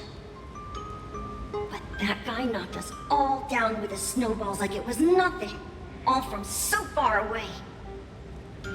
6 of my friends were lying on the ground, feeling beat. Losing the game got everyone so down that no one uttered a word. As for me, I think I got hit right in the neck. I saw my own giant body thud onto the ground, and my chin felt ice cold. 8 people in the Phantasmoon Games? Perhaps Snowball Fight is a euphemism for the Cinderth Age Wars? So in that round of the Phantasmoon Games, Graphia must have fought a terrifyingly powerful opponent. It seems only she and Casper survived the fight. I saw her once. Just once. By then, Ahatopia had already been transported into the canvas. It was so quiet and lonely.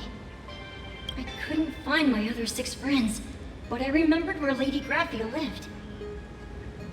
So, I went to her front door again, lit the ground lamps, and shouted, "Snowball fight!" It felt like only a second had passed. Just the blink of an eye, yet somehow it also felt like forever. At last, I saw her drift out. She held me and cried, saying, "I'm sorry, and you've done well," over and over.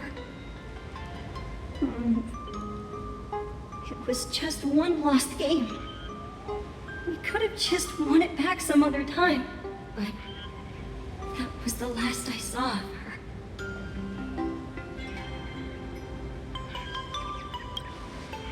Why are you saying that too?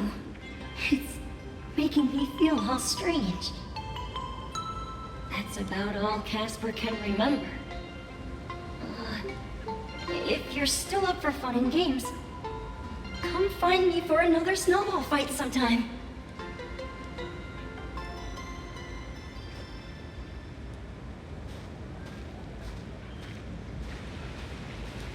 So, to summarize, Casper likes to light the ground lamps and call for her near Graphia's old home. Now, where can I find those ground lamps?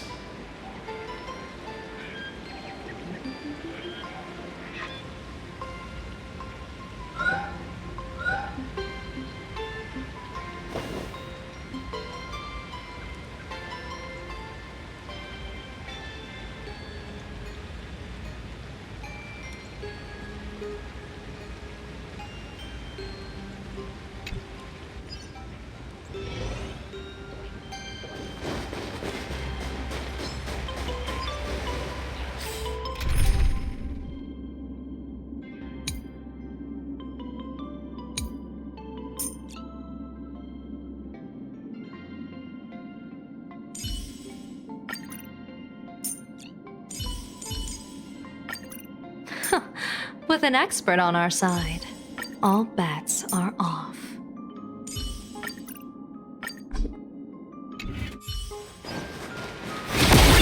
Even next to such a lively hot spring hotel, these atonement statues all look like small animals.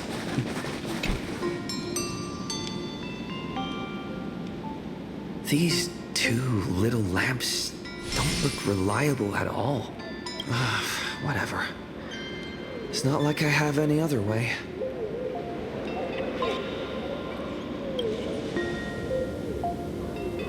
Who dares disturb my 1,000-year slumber? Not only will I refuse to grant you 3 wishes, I shall also lock you in my canvas to suffer in my stead!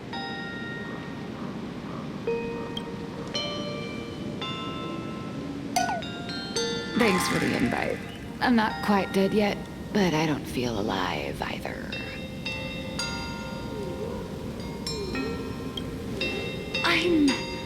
I'm testing the deadline. I snuck out. This mountain path is so quiet and secluded. Ooh, what a great spot for a night stroll, listening to the calming sound of the springs. Who knows? Maybe my inspiration will flow again like these waters.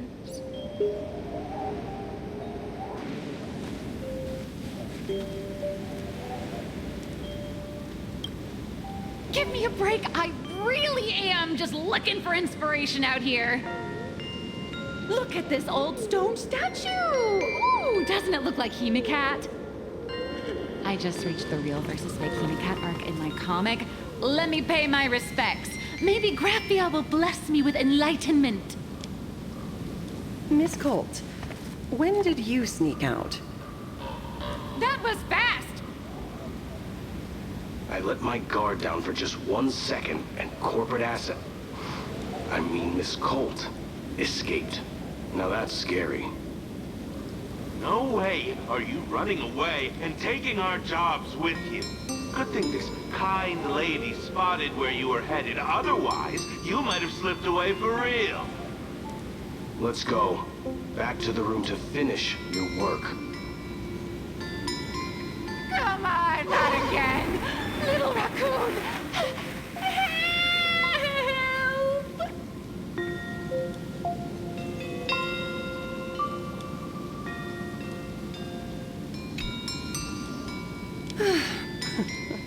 Being an artist sure is grueling. I remember being held in a room and watched by 6 or 7 people, too. I wasn't allowed to leave until I finished painting either.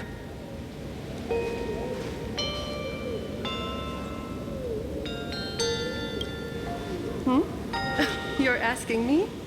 Weren't you the one searching so desperately for me? My name is Graphia, guardian of the world in canvas. It is a pleasure to meet you, nameless of the Astral Express.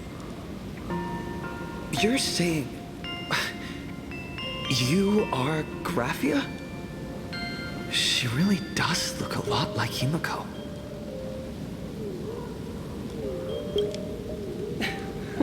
Child, you were the one who lit the ground lamps, were you not? If memory serves, that was the secret signal my old friends used to call for me. I simply answered the call, yet you doubt my identity. How strange. Let me think. I believe I know why you've come to find me. The arbitrator of the Phantasmoon Games asked you to tell me that our old enemy, the Demon Lord from Beyond, has returned.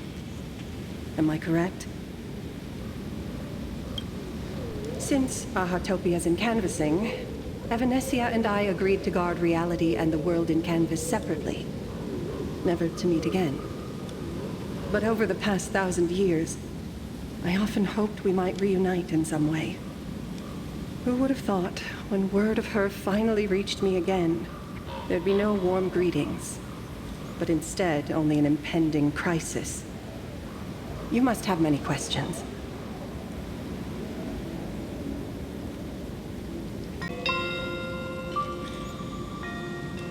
My, you certainly have a lot of questions. But before I enlighten you, During the Cinderth Age, that demon lord from beyond once took the form of a friend to infiltrate the Resistance, causing catastrophic casualties. I must confirm your identity, Nameless. Do you carry a token from Evanesia?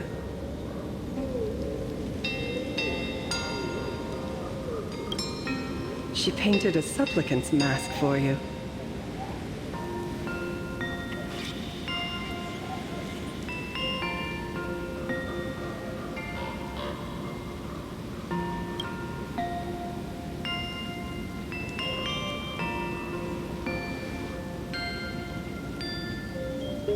The secrets you seek are many and tangled.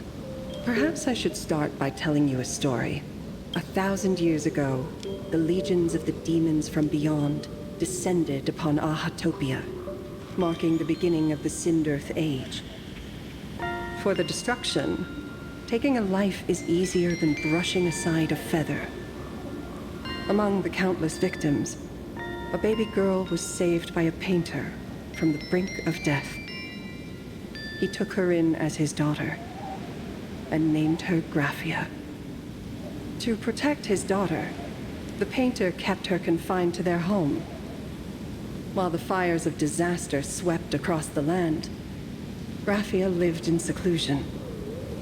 Until one day, a falling star streaked across the dark sky, and a deafening roar shattered the silence of the wasteland. Unable to contain her curiosity, the young girl slipped out of the house to follow the sound. And so she saw it. Beneath the cold Phantasmoon, a tower of infinity stood on the mountain range at the edge of the horizon. This tower had countless windows and rose section by section, slender and tall. More than an actual tower, it looked like a wounded iron dragon that had fallen to the earth. Indeed, that tower, which stood only for a moment, was the crashed Astral Express. And Graphia's family name, Murata, came from the wondrous sight she saw. At the time, the wrecked train was surrounded by countless abominable monsters. Amidst these foul enemies, a few warriors in strange attire fought tirelessly. But they fell, one by one, unable to withstand the endless tide of monsters. It was only much later that Graphia understood that those who fought and died for Ahatopia shared a common name. The Nameless, who walked the path of the Trailblaze. That was the day that Graphia stepped into the mortal world. Her life as the mother of Imogenesis began. In a long, drawn-out war, fought at a severe disadvantage. She was forced to seek the aid of the Phantasmoon Games, attempting to use the mighty power of an Ionic ritual to lock the terrifying demon lord from beyond within a limited battlefield. This was also the first time in the history of the Phantasmoon Games that the 8 supplicants joined forces to confront a powerful enemy from beyond, the Lord Ravager Asat Pramad. She lost. Graphia did not win the Phantasmoon Games, nor did she manage to kill Asat Pramad. In the final days of the Cinderth Age, she gathered every ounce of wish power to paint the world into a scroll. Using herself as a nail to steady the canvas, she sealed the Lord Ravager outside.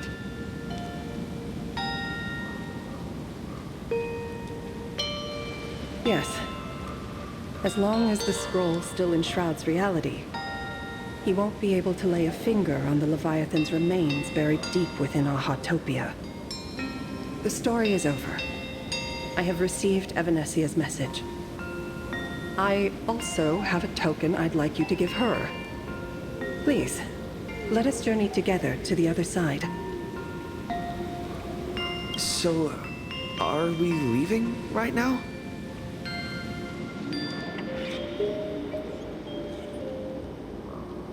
No, there is no need to rush. You have a friend here who is lingering with a heart full of farewells. You mean... Blade?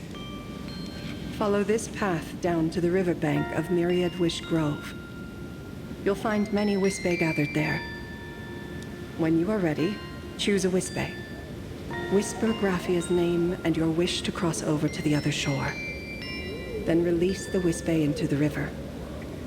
When the time comes, I will bring the ferry to deliver you into the canvas. Graphia vanished. How elusive. Anyway, I should head to the riverbank of Myriad Wishgrove first.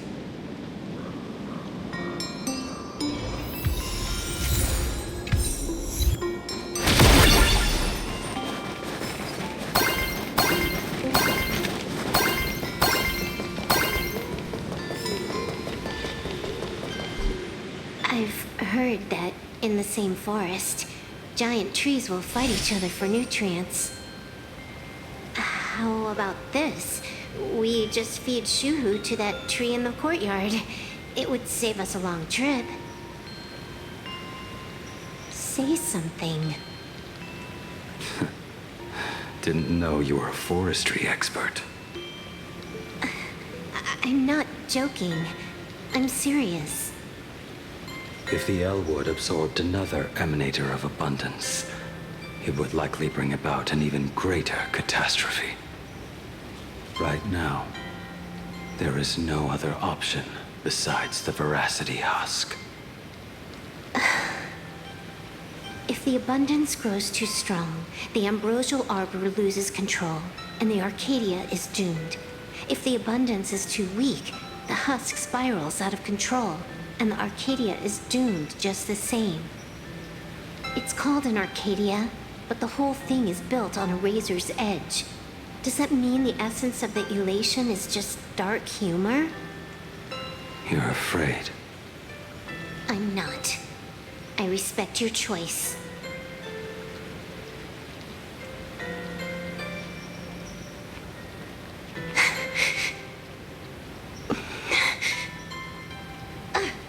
Fine.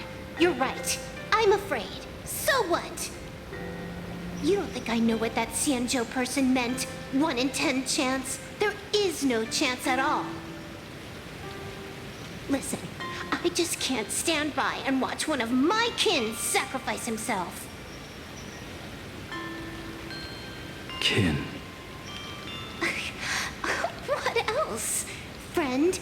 Colleague? Playmate? The guy who carries my bags when we go shopping? I suppose all of those fit. Fit? How? Sometimes I can't tell if you're actually dumb or just playing dumb. I hear you. Just assume it's the former. Simpler that way. My mind is made up. You should understand. Misplaced emotions will only cause the mission to fail. You really are just plain dumb.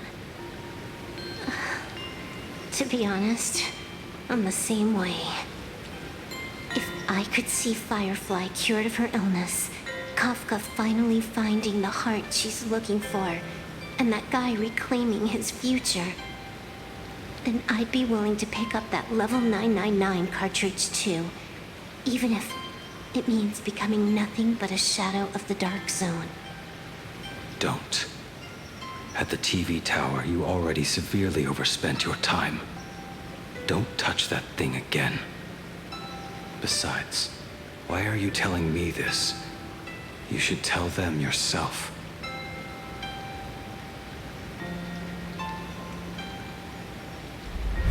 Because just like you, I'm a total, stuck-up softie. Happy now? Feel better? No. Unless you give me a sincere apology and a proper goodbye, we're not settled. Not settled. Is that right? Fair enough. Whether as Ying Xing or as Blade, my journey has reached its end. Before the final verdict, I should say a proper goodbye to my kin. Who's there?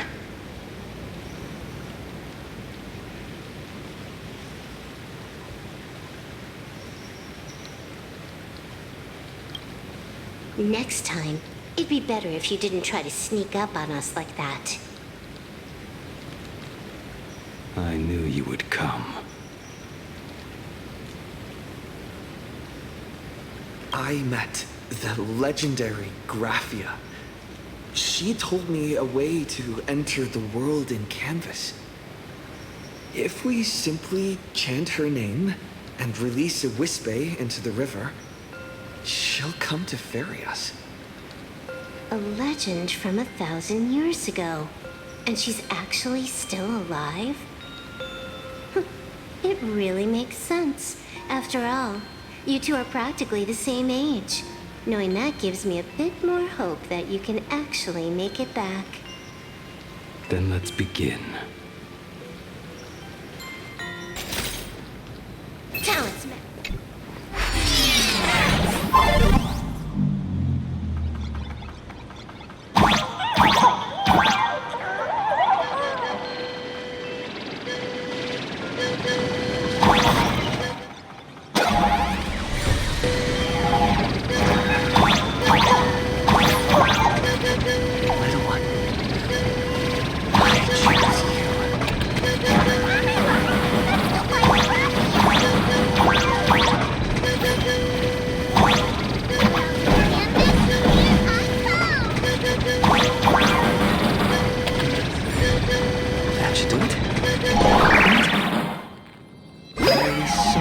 Graphia, mother of Imogenesis.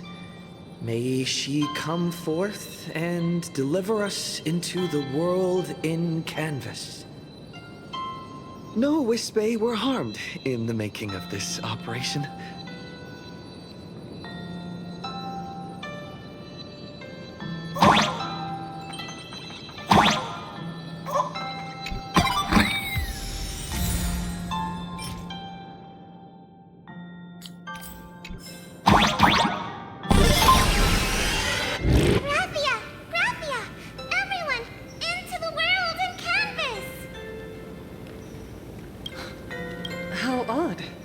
This time, the visitors actually know of my existence.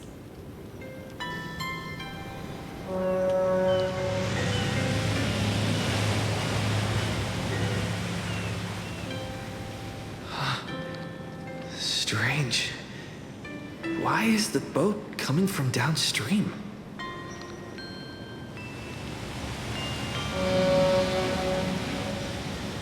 I heard your call, and have come by boat to guide you across. Greetings, travelers who seek to leave the mortal world behind. It is a pleasure to meet you. Oh? Not an imagine, but someone here to settle the past and family members seeing them off? I guess so. The power of abundance. What a nostalgic scent. There is something terrifying slumbering within you. I've heard that something lies at the end of the world in canvas with the power to suppress it. Will you show us the way? Ah, I see. You are better informed than I thought. I understand. Time is of the essence. Please, step aboard. Thank you. The mountains lie distant. The waters still. And snow settles. A fine moment to bring this weary life to its end. Bring a weary life to its end? To my eyes, the power taking root within you is far from withering away. It's just a matter of time. The journey downstream is long. As is custom, I must collect your past stories as fair. I shall use them to paint the path forward, which will guide us to the other side. My past stories. I am not much of a storyteller. There is no need to weave your thoughts into a complete story. A single memory, a single breath. These too are parts of your past. Only by letting go of the past can you truly set forth with an open heart. Is that not so? Go ahead. Say something. I'm curious too.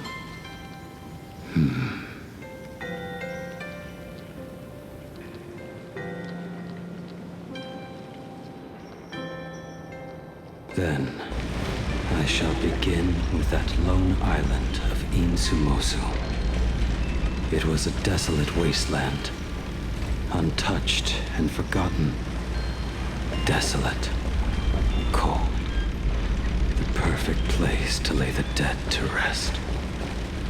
I planted rusted, broken blades in the wasteland as a mark of my departure.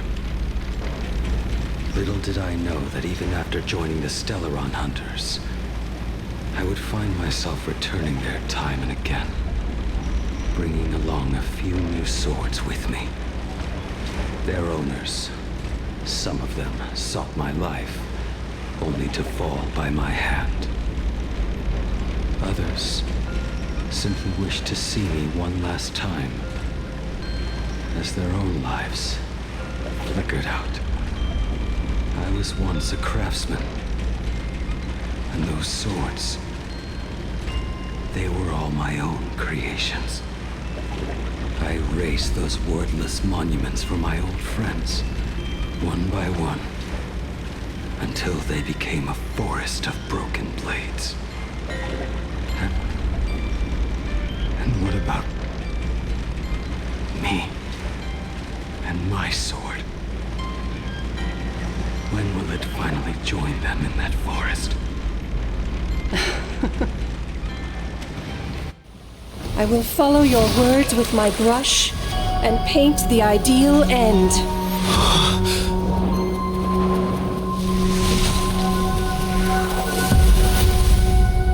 Sword barrier.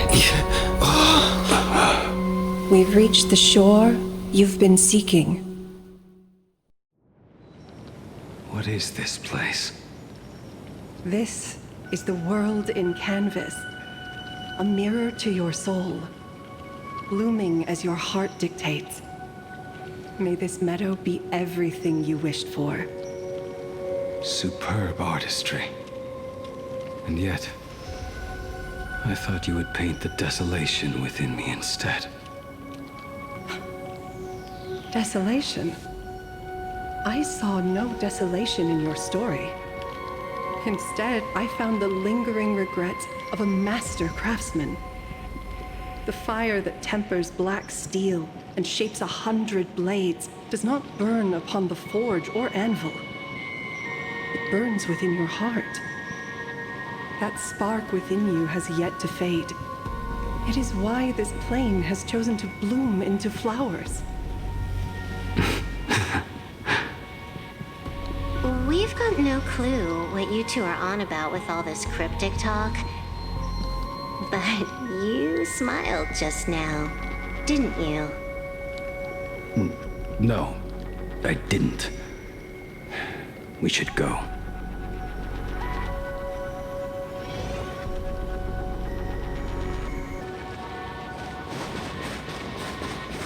He finally smiled. I'm actually the one who can't even smile. This sucks.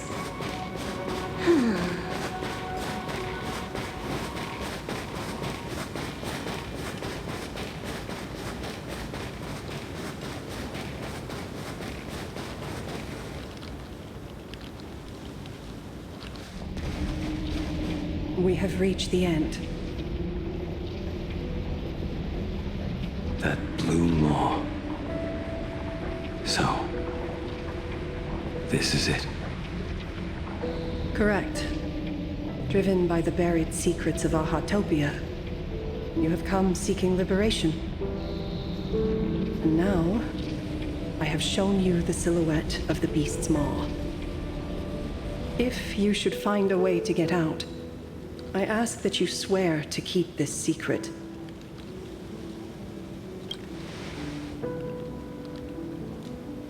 I will keep the secret. That blue maw, can it truly consume the abundance? Only a beast of insatiable hunger can end a plague of eternal growth. I have stood watch in this realm for a millennium, beholding the eternal conflict where the veracity and the abundance remain locked in strife.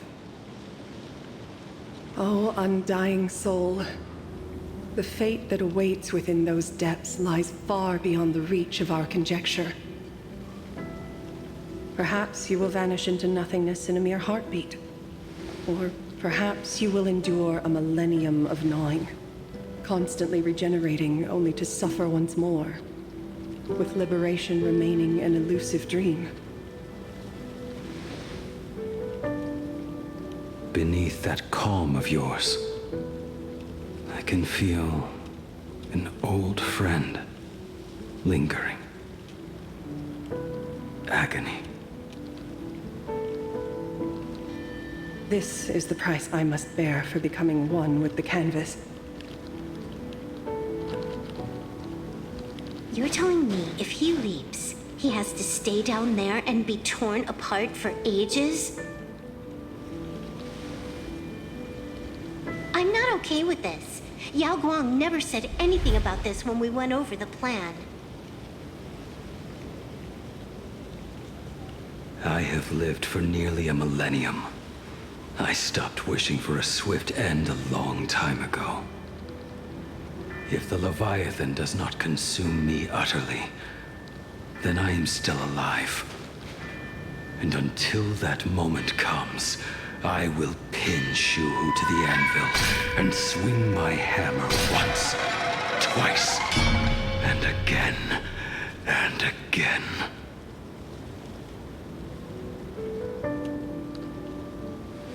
Is there really no other way?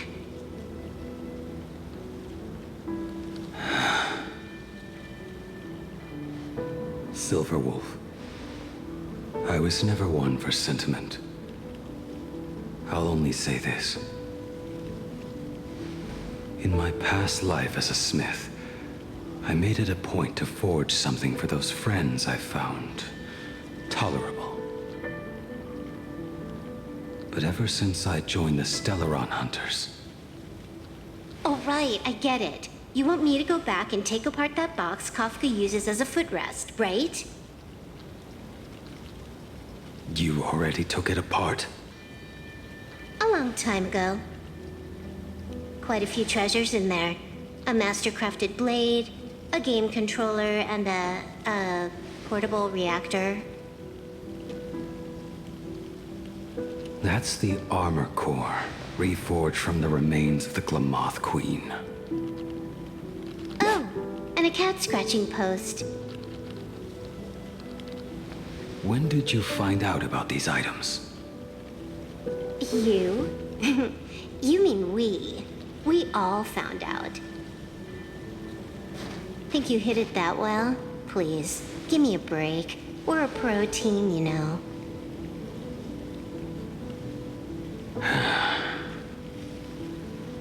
Just split it among yourselves. Consider it a keepsake. Kafka should be the one saying this, but... You are the most perfect blade the Stellaron Hunters could ever have.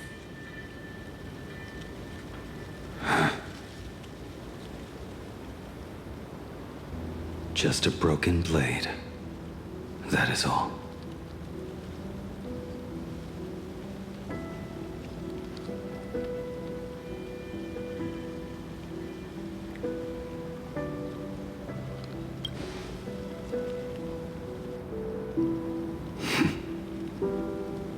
Thank you.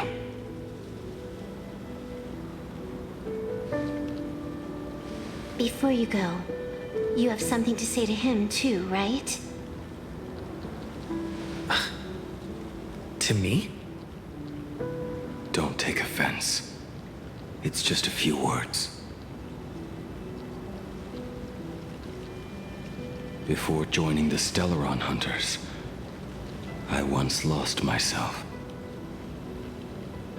Unable to see the future, yet unable to reclaim the past. Just like you when you were first reborn. Whether we chose this path, or were forced onto it. Leave no room for regret. And never deny the path you've traveled.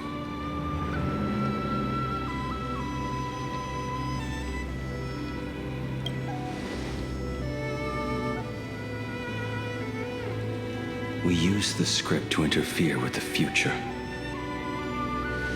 But some things, once spoken aloud before their time arrives, will never come to pass.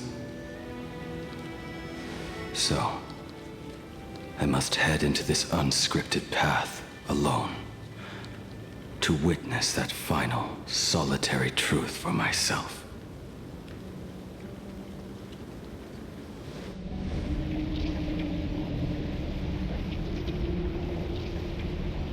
It's time.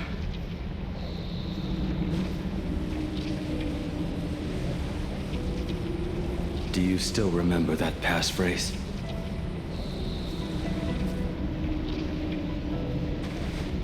No need to step forward. Just recite it in your head.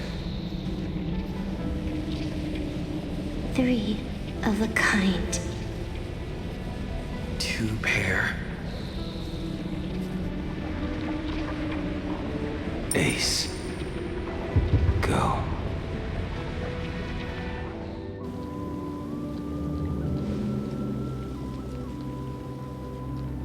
Farewell.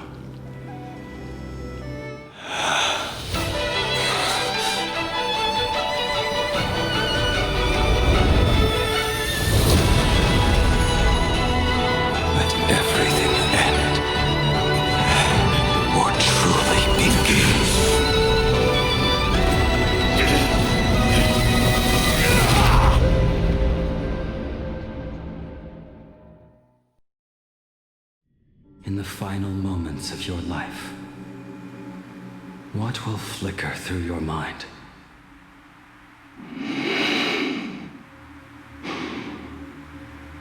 The devouring. Has it begun? How much time has passed?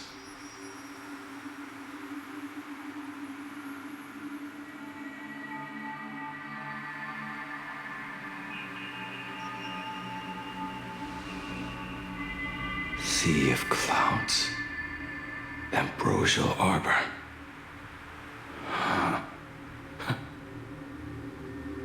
To think that with death so close, this is the scenery my dreams would conjure.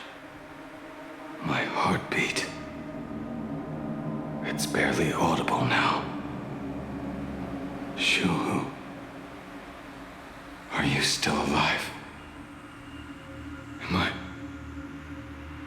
Am I still alive? Finally woke up, Yingxing? Master. I am sorry. You have the wrong person. I am not Yingxing. A lad your age, yet your head is more muddled than mine. You're talking nonsense in your sleep, boy. It has been ages since we last met.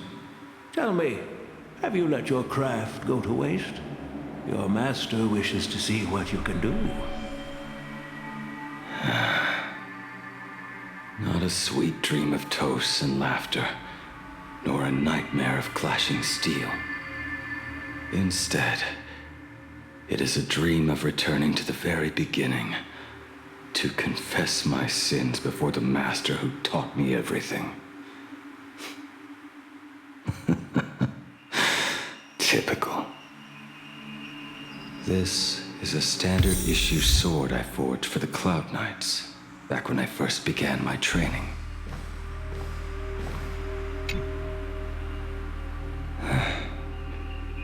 Looking at it now, it is a crude piece of work.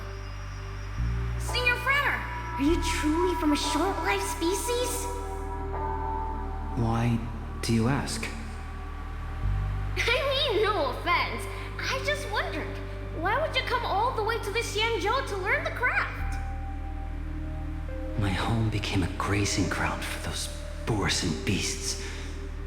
My parents, they're fertilizer. Unlike you, I won't live to see them wiped out. But my blades will. Look at this blade. Fresh from the forge today. I made it. That is so cool! Stop flattering me. This is just a standard issue sword for the Cloud Knights. According to the template, its name should be New Blade 01. Senior Frater, how could you so thoughtlessly name your own creation? The very first assignment Elder Huayan gave his disciples is, what defines a blade? He always says a name carries the weapon's destiny. A lone cloud drifts. A crane departs the woods. Let's call it Departure, Junior Frater. Senior Frater, I thought you'd go with Lone Cloud or Guiyun.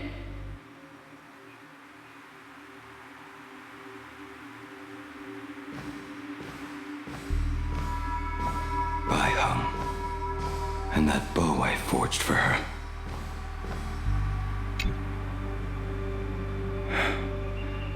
In the end, it was I who forged the greatest sin. For me? Thank you. I told you, didn't I? As long as you set your heart on what you love, nothing can stop you. Hey, did you give this bow a name? I named this bow Lure after a mythical steed from the primeval Imperium. Legend says it was one of the Emperor's finest mounts, a divine beast that could tread over any chasm and lead its master back from the brink of death. How did you get so off track? Why pick a name meant for a horse? That won't do. It does not suit me at all. I'm gonna call it Recurve Bow. That sounds terrible. It's like my mother naming me Human. At least change it to something elegant like Winding Stream. Fine.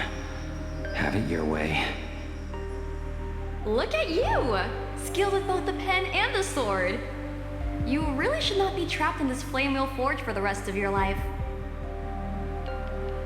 Hey, perfect timing! I have a few friends getting together on the Luofu. Wanna come along? Staying in a single place your whole life. That won't do.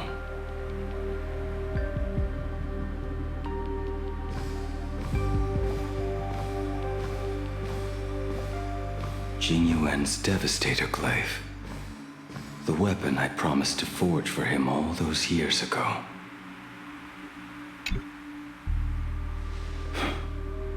Old friends have drifted across the stars, but he remains. A genius. I suppose Master Jing Li's swordplay should be no trouble for you then. You little rascal. Do not try to act like my senior just yet. I am from a short-lived species. Xianzhou swordplay takes hundreds, even thousands of years to master. I simply do not have the time. I heard your bold claim. I'd rather leave this world in a blaze than live until the end of time. It seems you think little of us Xianzhou people, then.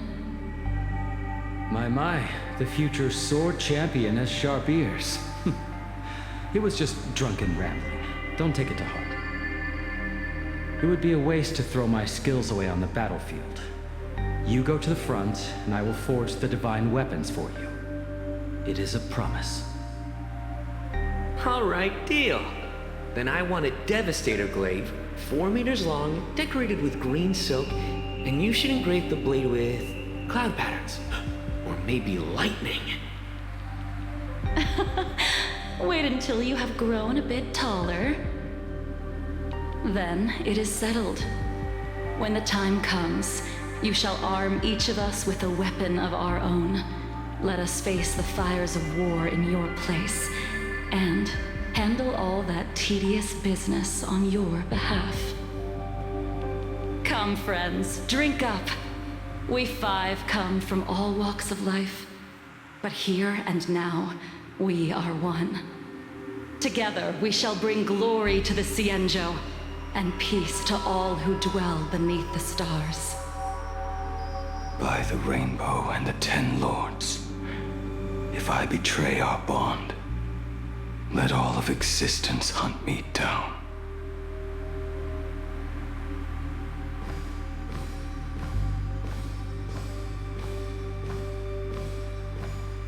The prosthetic arm and sword staff from Mr. La Mancha were works created by my master and me. He came to visit me even after I was cast into the shackling prison. Yunqing. No. Yunqing. How did you end up like this? The shadow has tasted the flesh of abundance within you.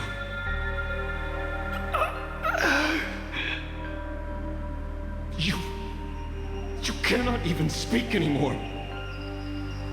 Yunqing, look at me. Lift your head. It was only thanks to you and your master that the Shadow of Veracity was sealed. I owe you both a debt of gratitude. So I have but one question. Do you want out? If so, just nod. There is always a way out. Just give the word, and I will carve a bloody path to get you out. Right now.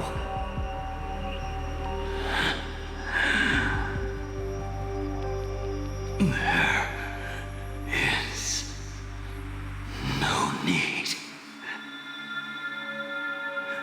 I must atone for my sins. Perhaps if I had taken you away from Flamewheel Forge back then, your fate would have been entirely different. I respect your choice, just as I did all those years ago. Pity. So much in this world does not go as we wish.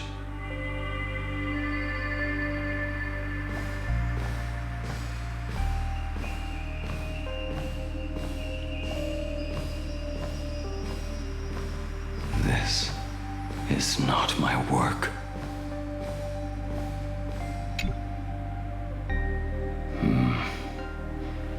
This was where my life as Blade began. So you're Blade. You sound like quite the expert on swords.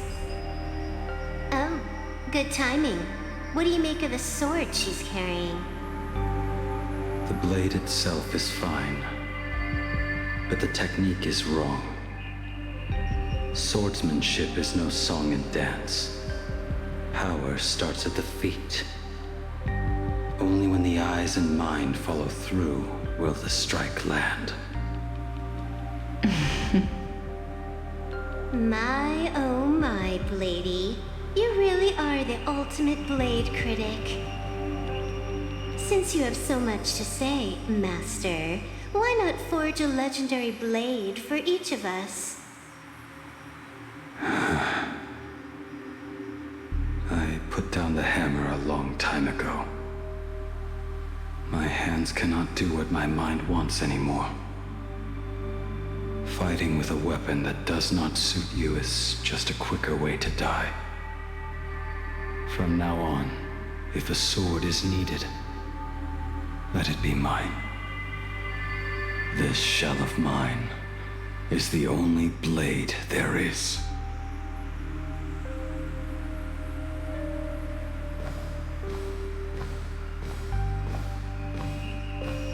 A weapon given by Ying Xing to an old friend. But we are no longer who we once were to each other. Who I am does not matter. What matters is, do you remember this weapon? I don't understand what you're talking about. All that happened. You think you can just walk away from it all? You would do well to keep Cloudpiercer by your side. Or, next time we meet, I will be the end of you. What a pity. In the end, we still cast our weapons aside.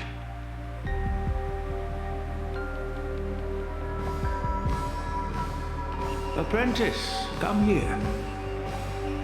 Finally. Is the end in sight?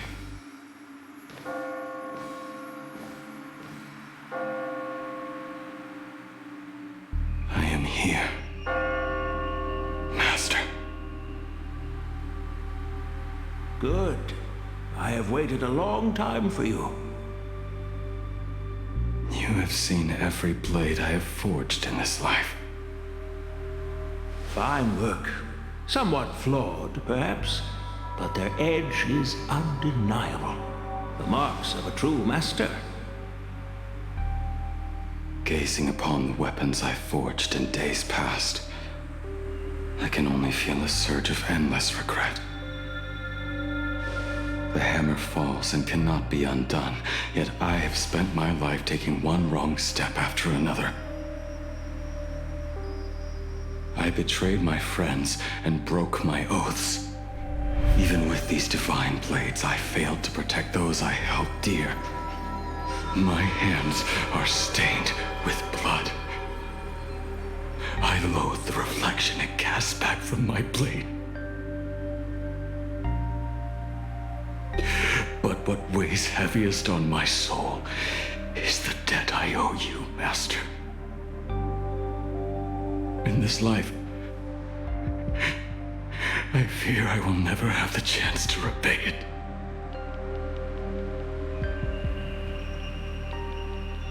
Let it all out.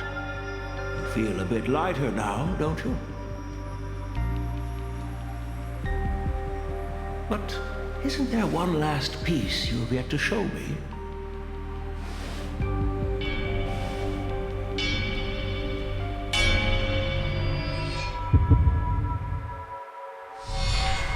It is yet to be named, has it not? That is a mere scrap from the forging of Shard Sword. I hid it away, fearing it would bring shame upon our school. Master, how did you... Can a mere boy keep secrets from his master? I entrusted General Yaoguang to bring it to you. Since the day you left, I have kept this blade hung in the hall, gazing upon it daily. That raw, youthful spirit within it, it burns to the touch. It is the same light that shone in your eyes the day you bowed to me. It is the keen edge of a craftsman. I am but rusted scrap now. My light has long since faded. This is where I belong. Buried.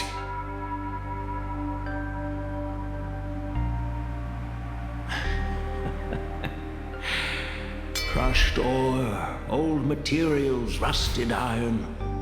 As craftsmen, we spend our entire lives in such company. Waste not the bounty of the world, but perfect it through craft. To take what is useless, to take every failed scrap, forge it anew. Isn't that our very mission as craftsmen? Even for a life that has reached its end. A life built on nothing but mistakes.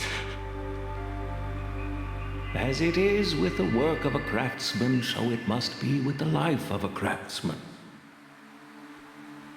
Do you still remember the question I once asked you? What defines a blade?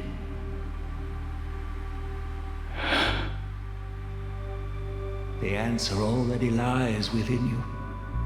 Go now, and forge it anew.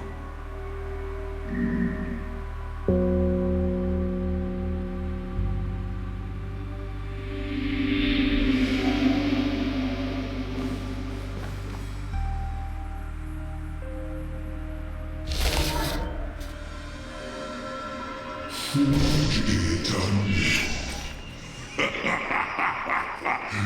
Interesting. Now I wish more than anything that I could just live a bit longer. T.S. said that back when he was nearing his end.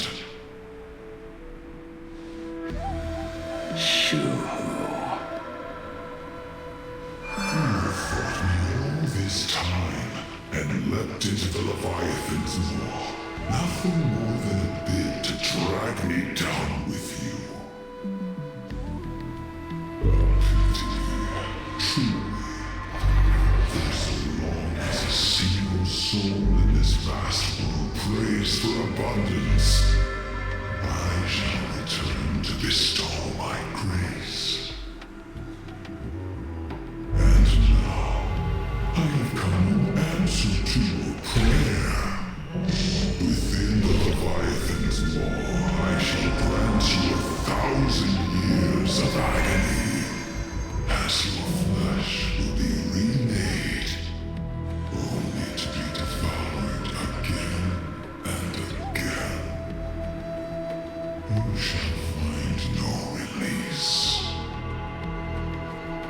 Is this not exactly what you call forge it anew?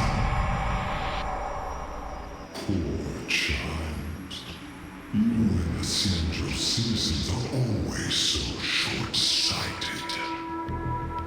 Trapped in this waking dream called life, you cling to what is gone and tremble at the thought of being forgotten. Yet when I come to carve through your flesh and awaken your minds, you spurn my beautiful gift. You were once a master craftsman. You should know best about the beauty of shaping. I can grant you the power of reshaping life and death, bringing those you loved and lost back to life.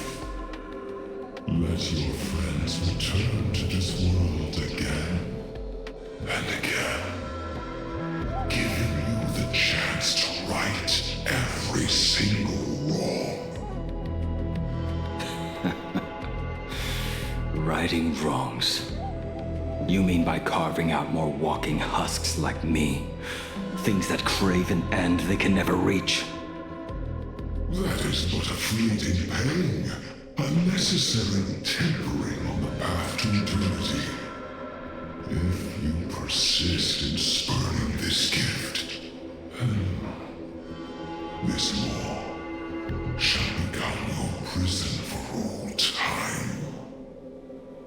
Your body will churn for millennia, caught between being digested and reborn. Every inch of your flesh will remember the agony of being ground to pulp, until your very will dissolves into nothing, leaving only a hollow husk that can cry out my name. Are you done talking? Do you truly believe that I am the only prisoner here, Shuhu? You are the one bound most tightly by your chains. For so long as a single soul in this vast world prays for abundance, I shall return to bestow my grace. You are nothing but an echo of them, a slave trapped within your mission of compassion. You mock our obsessions. You are Yaoshu's most pathetic prisoner. Are you trying to provoke me? No. I am pronouncing your sentence. I never dove into this abyss for the sake of a mutual end. I came for forging. As long as you cling to life, you must keep reshaping this body to fight back the gnawing from the veracity. And that struggle is exactly what I want. Let the maw of this eon husk be the furnace. Let our undying flesh be the iron. And let death, 1,000 times over, be the hammer. Right here, I shall forge and recast you again and again.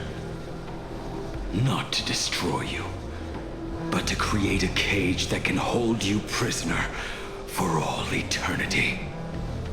And the thorns of this cage shall forever be aimed at that savior who branded you with your mission. Yaoshu. Are you ready to turn your vengeance against your god?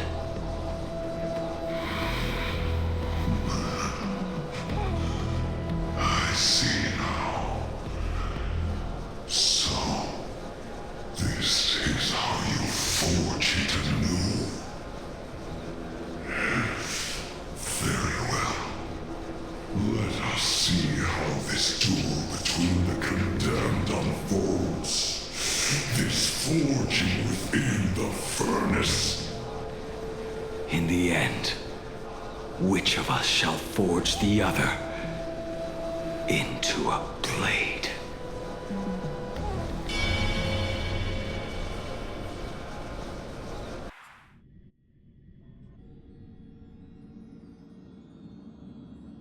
When reunited with family after a 15-year separation, 22% of organic life forms will weep and embrace, whereas 59% will exhibit indifference or outright rejection. Yet, choosing to conduct a covert investigation instead is entirely unheard of.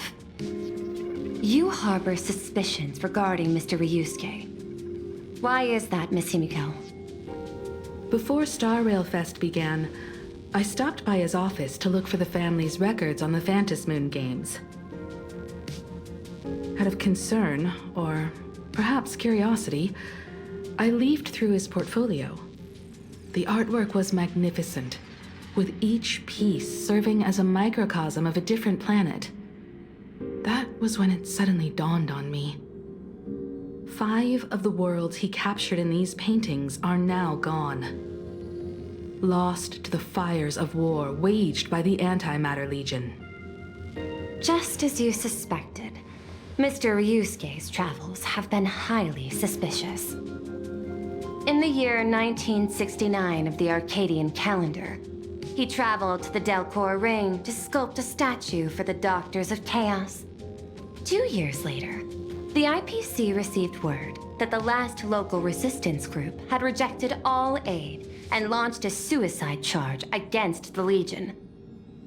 Also, in 1984 of the Arcadian calendar, he traveled alone to the planet Goliath's Shepherd. After a century of resistance in the fires of war, the planet was officially declared dead 9 years later. Both incidents point back to a single culprit. The Lord Ravager Asat Pramad. However, there is also evidence suggesting that Mr. Ryusuke was still in Planarcadia when Asat Pramad appeared. Additionally, the IPC recovered a commission he received. It read, Please carve a trace of our lasting glory, just before the world meets its destruction. He accepted the commission, even though he knew the Legion had surrounded the planet? Legends of the Graphia clan abound within Planarcadia. To this day, many believe the Weathering Curse is a scar, seared into your very bloodline from Graphia's struggle against the Legion. Conjecture.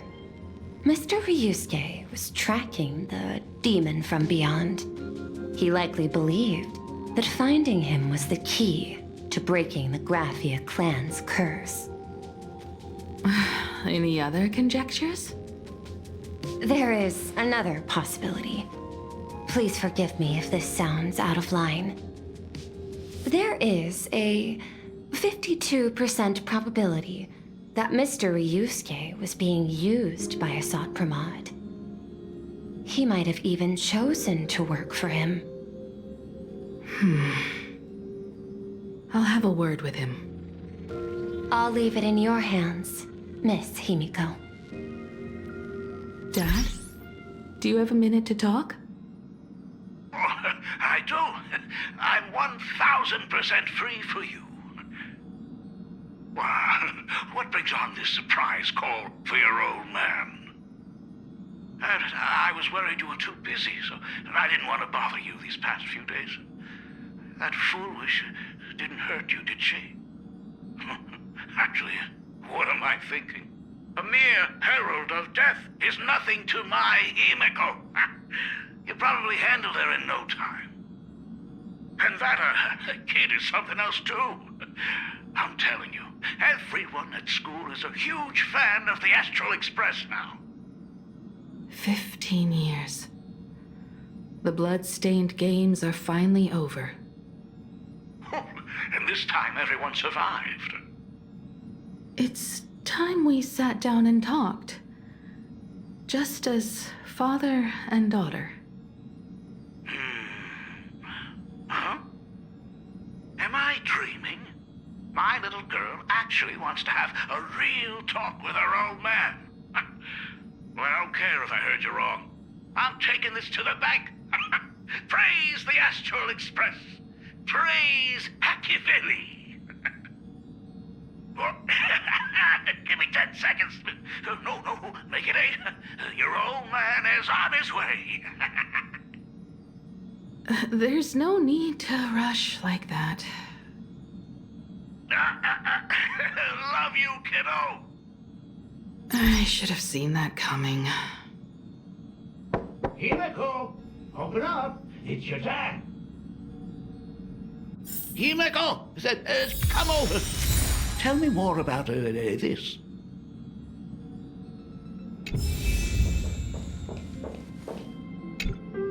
I originally planned for us to meet at the school, but since you're already here, let me show you around the Express.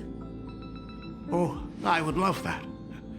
I was in such a rush last time. I really want to get a good look at the place where you spent the last 15 years. Who could have imagined it? The thing that connects this nearly infinite universe is not some distant godlike sheephead, but a single express. I have met many artists who dreamed of boarding the Express just to get a closer look at the legacy of trailblazing. So I am curious, how will the great artist Ryusuke evaluate it? Me? Well, I'll give it my all. I was only joking. There's no need to be so serious. There's actually so much interesting stuff on this express.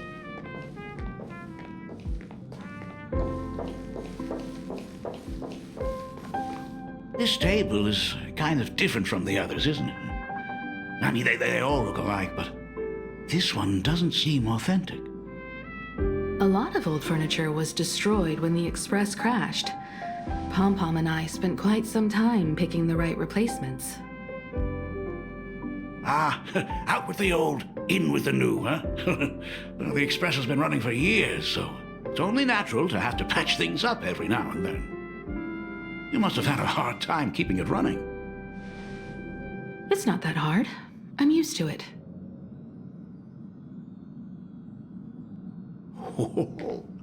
Just as I thought. The Astral Express looks amazing inside. These chandeliers. The designer used the skeleton of a void song whale as a reference. They say it's been here since Dolly's days on the Express. It catches the eye of many people who board. But the light seems a bit dim in here, doesn't it? It's always been this way. Oh, well. Have you tried swapping in a polarized conductor? Or rinsing the light units in an alkaline solution? Are you an artist or an electrician, Dad? I am just speaking from experience. Don't forget, your dad was once the one who set up all the lighting in those classrooms. Is it there? Oh, let me see. It's bigger on the inside. Oh, the phonograph also has music from all sorts of worlds, just like the versions I've heard before. Oh, it's a shame I didn't get to see the legendary infinite ice cream machine.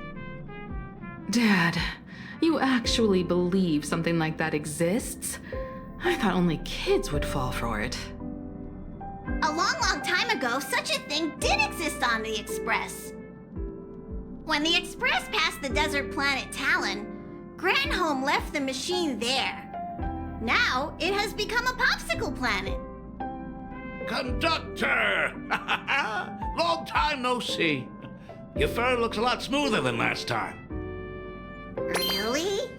Thank you very much. Hey, my daughter Himiko finally opened up to having a heart-to-heart with me. What a special moment! Pom-Pom will leave you to it then. They say family is one of the most precious treasures. Pom-Pom believes we should cherish them. See? I told you. This time, Dad wins. Oh, Himiko, you may be a fully capable navigator now, but sometimes experience still beats youth.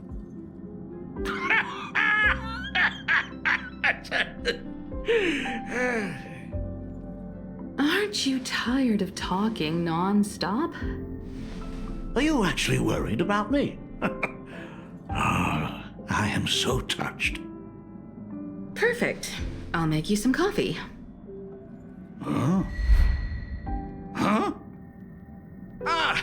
Well, might as well swing by the meeting car to say hi to that, Intellitron buddy.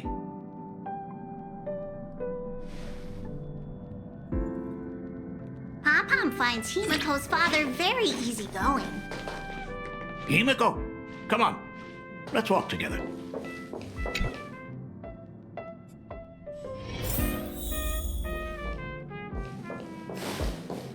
Intellitron buddy! Rumor has it that the drinks in the World's End Tavern are all brewed from jokes. Since we are in Planarcadia, any single joke before a drink would be second to none. Since there is only a single joke, it is quite literally second to none. Mr. Ryusuke, the tension detected in your micro-expressions has increased by 33% since our last encounter. Oh, nonsense. Himiko is brewing up a cup of coffee just for me. Is there anything in the world more wonderful than that? A cup of hot coffee right before the end. This must be what they mean by life is short and bitter. Huh. Well, now I see why they call you Shush. Well, since I'm still among the living, let me tell you a joke for a change. A long time ago, there was a truly terrible nameless. They snuck aboard as a passenger, seeking a certain answer.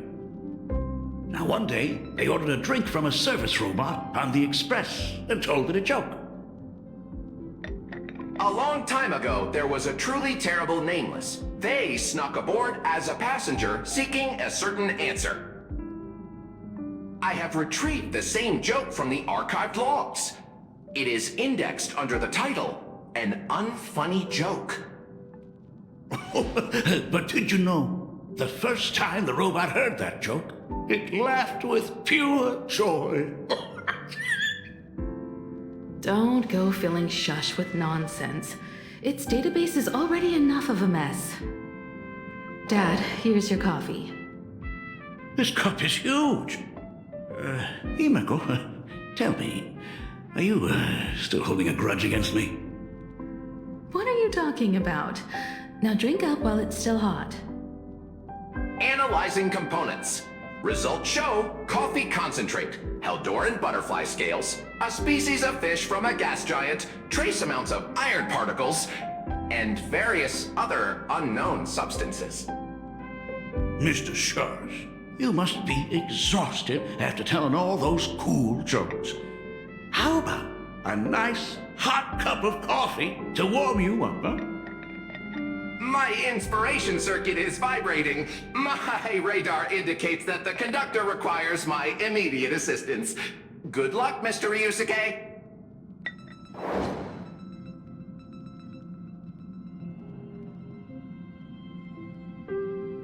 Oh, Himiko, if I do not make it out of here, please deliver my resignation to Miss Dolly. Tell her I will not be coming in tomorrow, which is really no different from any other day.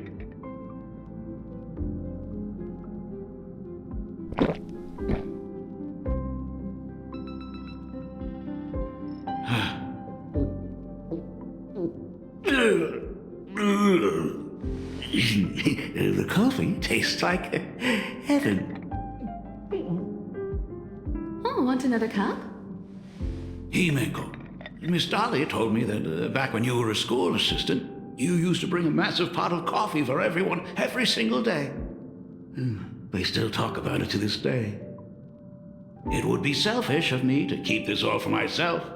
I simply must bring some back for the other teachers to sample. I am afraid it will be long cold by the time you get it to them. But as you said, it is time for us to head to the school. We must return to the source of all these tragedies and put an end to the blood-stained games. Are you truly ready to say your goodbyes? We can stay a little longer if you like.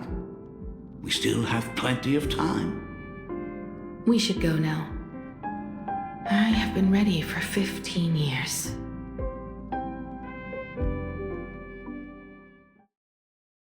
It has been 15 years. Those ghosts have been repeating their final day over and over, trapped inside the classroom you imaginated. Even if they are merely shadows of the past, they deserve to be set free. Oh, you're right. Let us use one final goodbye to close the chapter on the Herald of Death incident.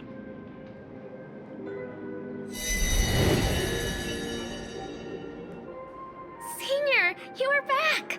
We are all waiting for you. Sorry I'm late, everyone. It's okay. Thank you so much for coming. Himiko, we don't have enough time for the lobby. Could you please use your amazing imagenesis skills to decorate the stage for us? I am begging you. Mia, stop bothering Himiko all the time. If you and the others hadn't slacked off on the rooftop, we wouldn't be in this mess right now. But the school anniversary is tomorrow. If I do not get this done, Ms. Dolly is going to skin me alive. You should start by tidying up those ribbons. Once we are finished with the classroom, we will all come and give you a hand. Hey,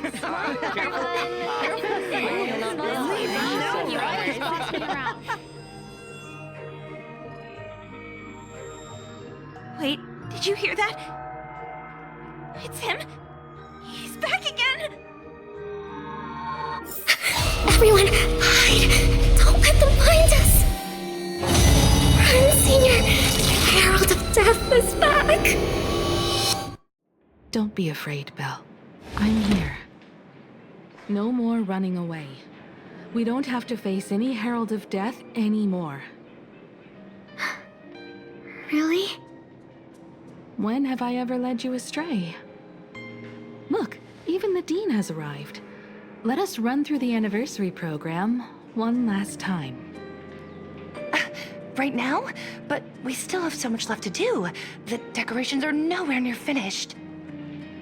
Oh, it is all right. We have plenty of time. This sunset will linger for a very long while. Just long enough for us to finish our celebration. I hereby declare that the Graphia Academy anniversary and the graduation ceremony of 1984 has officially begun. Since the other grades are not with us today, we shall keep the proceedings simple. According to our school motto, every student must truly understand their purpose before they depart from these grounds. Students, have you all discovered who you wish to become? Why so serious? It's only a rehearsal. Well, in that case, I'm going to be an artist. And not just any artist. I will be even better than you, Senior. I plan to study at the Intelligentsia Guild. I want to learn how to create even more interesting imaginae. I want to study cinematography and become a director. I want to capture every single moment of happiness in the Arcadia. I hope that in 10 or even 20 years, you will all still hold these dreams close to your hearts. And now, please welcome our distinguished graduate representative, Himiko, to the stage to offer her final blessing to the graduating class. Our senior is doing this? That doesn't happen a lot. Himiko? Are you nervous? Relax. Give us a smile. I do not know what to say on an occasion like this. All I know is that this is a comfort the living leave for themselves. But take that step forward. Go and embrace tomorrow. Become someone that the person you are today would be proud of. Congratulations to the class of 1984. Senior, don't miss us too much. Himiko, see you around. Himiko, what's with the sad face? It's not like we'll never see each other again. Farewell. Belle, Fulwish, Mia. Safe travels, everyone. 15 years. The blood-stained games that altered the course of so many lives have finally come to an end. If only I had not lost myself in my own grief. If only I had looked after that child properly. Perhaps everything would have been different. It was not only the Herald of Death that pushed her towards that abyss. Fulwish said that it took Planarcadia 15 whole years to kill her. Will this world ever get better, Dad? I don't know, but I'm willing to believe in it. Dad, all these years, just what have you been doing? Is that concern I hear in your voice? If you say so. After the blood-stained games, I traveled to many different worlds. Every time I set foot on a new planet, my thoughts always returned to you. Until one day, I happened to see news about the Astral Express. The person on that screen was so different from the daughter in my memories. I was afraid, to be sure. I did not want to disturb the life you had found. As long as I never saw you in person, I could keep telling myself that lie. My daughter had fulfilled her dreams to soar among the stars. Vonwacq, Owenly, New Londinium. Step by step, I made my way into the very bedtime stories you used to tell me. Were they beautiful? In this vast universe, nothing holds more beauty than the lands en route, yet to be reached. You may have been a poor excuse for a father, but even so, thank you for setting me on this trailblazing path.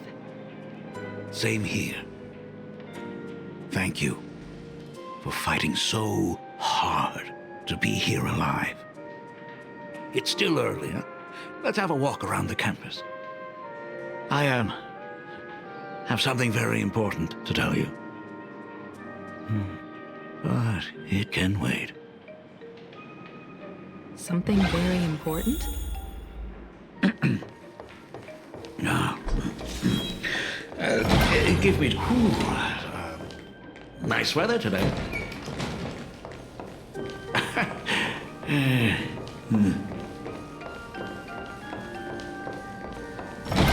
Let's go downstairs. Oh my god, it's her! Oh my gosh, I'm such a huge fan of yours! Oh, go on. Senior Himiko! Oh wow, she actually looked at me! Her navigator aura is incredible!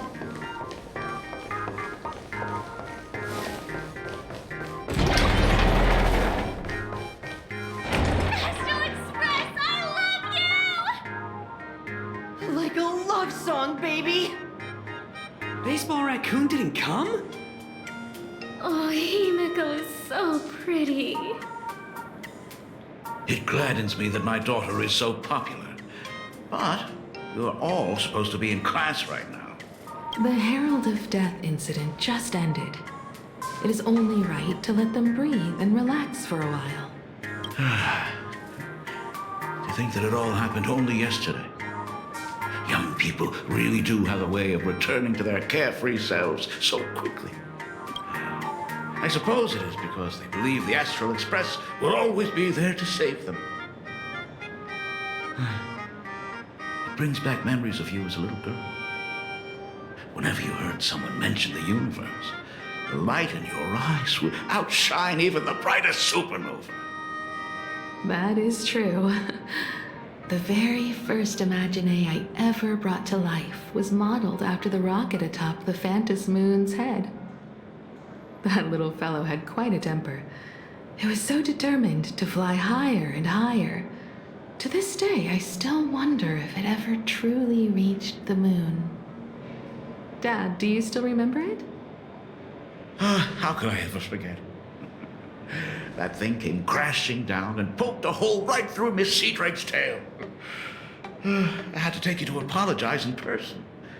I ended up redrawing the tail myself to make it right. These things, I wouldn't be able to handle that kind of trouble anymore. My poor old back wouldn't allow it. Now that I am free from the weathering curse, you don't have to spend your life wandering the stars anymore. Why don't you just settle down here? I just can't face the thought of coming back to nothing but an empty home again. Don't worry. I'm not going anywhere.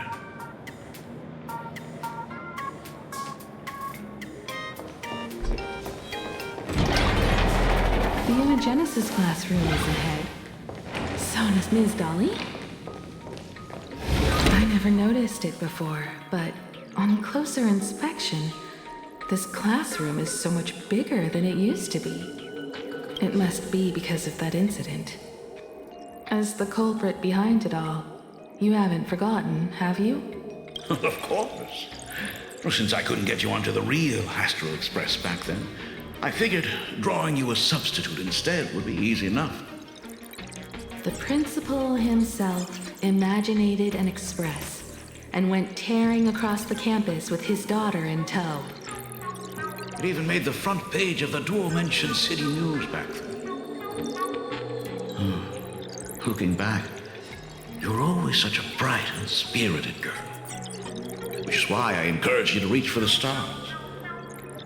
When the weathering curse took hold, did that dream only end up weighing you down? If it weren't for those dreams you gave me, I wouldn't be the person I am today. I'll never forget. Whenever the weathering curse flared up, you would always sit by my bedside and hold my hand, telling me the stories of Sir Camor. That was always your favorite. Whenever your fever refused to break, you would cling to my sleeve, just wouldn't let go. So, I would start from the moment Sir Camor invented the diving device, and go all the way to the second voyage of the interstellar explorers. Like clockwork, right about then, you would close your eyes and drift off to sleep.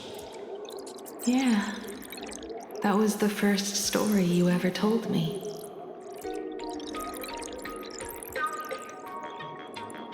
And the very story that helped me make up my mind. Even if I could never leave this place, if fixing the Express meant sending just one soul to the stars, that would be enough for me.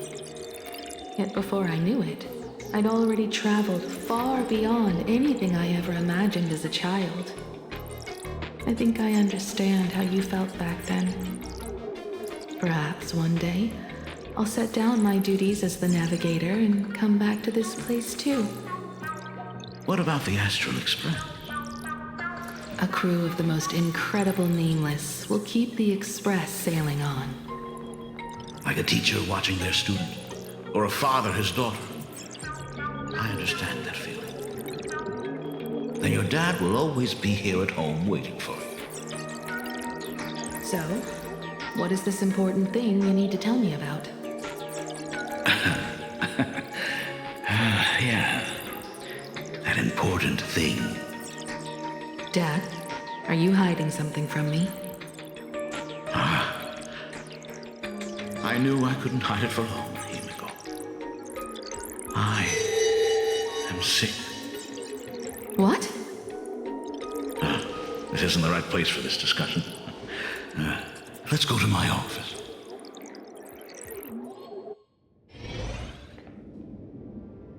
So... It's the weathering curse.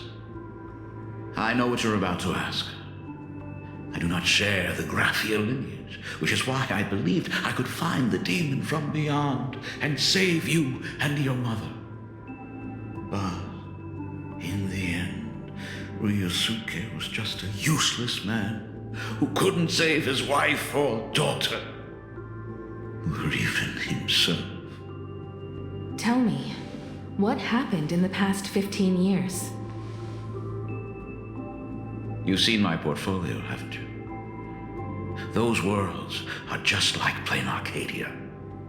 Every single one of them has fallen victim to the demon from beyond.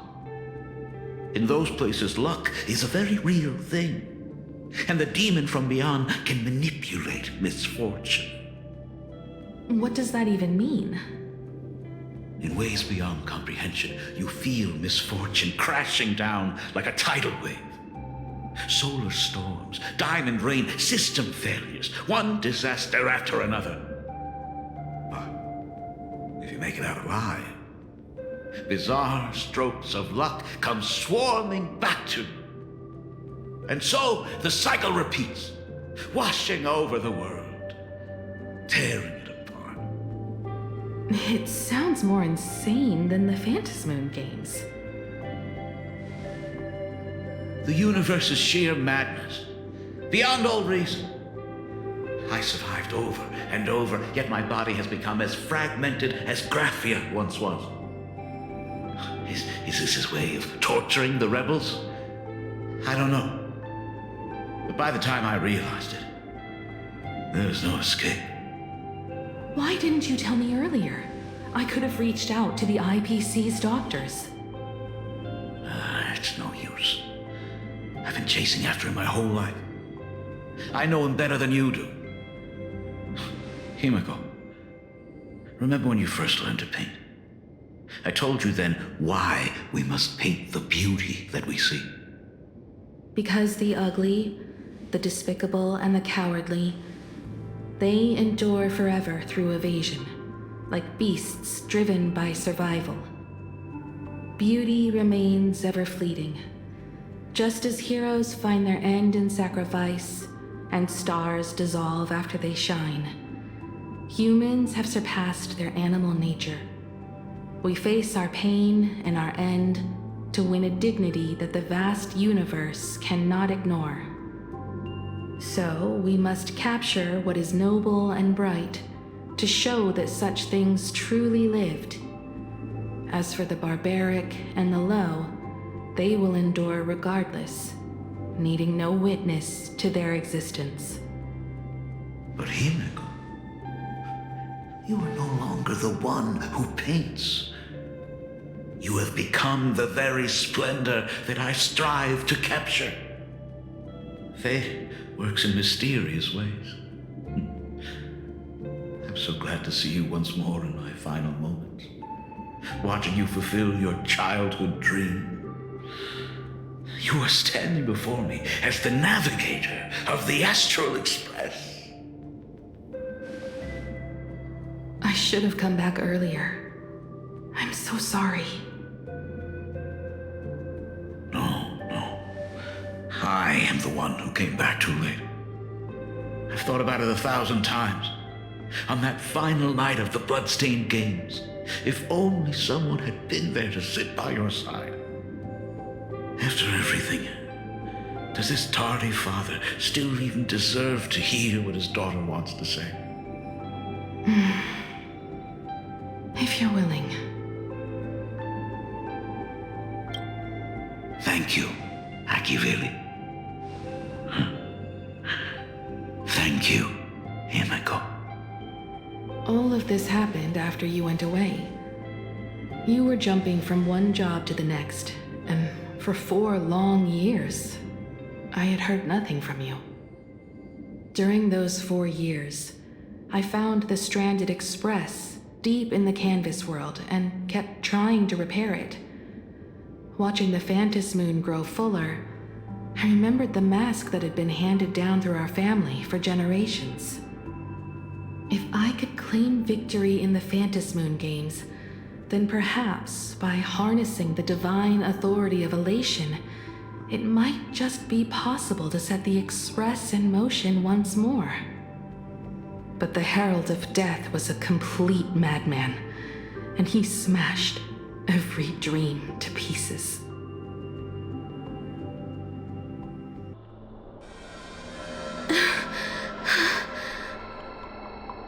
These bloodstains. The Herald of Death is heading to Dovebrook. He's already killed so many people. When will it be enough? Himiko, are you afraid? You're asking if I'm afraid? Of course I am. After seeing all that carnage along the way. Belle, Mia, everyone was splattered everywhere. Like spray paint. Twisted and crushed. They watched themselves turn into... while they were still alive. But Himiko, I'm here for you. I'm okay. I'm fine. If I don't stop him right here and win the Phantasmoon Games, there will be no tomorrow for anyone, let alone a new journey for the Astral Express. And someone needs to avenge those students at the Academy. That is not your responsibility. If you are afraid, let me handle it. I know hunting down the Herald of Death isn't my responsibility. If I turn around and walk away, no one will blame me. But I am already here. I can't let him get away. Yeah, I'm not really scared anymore, really.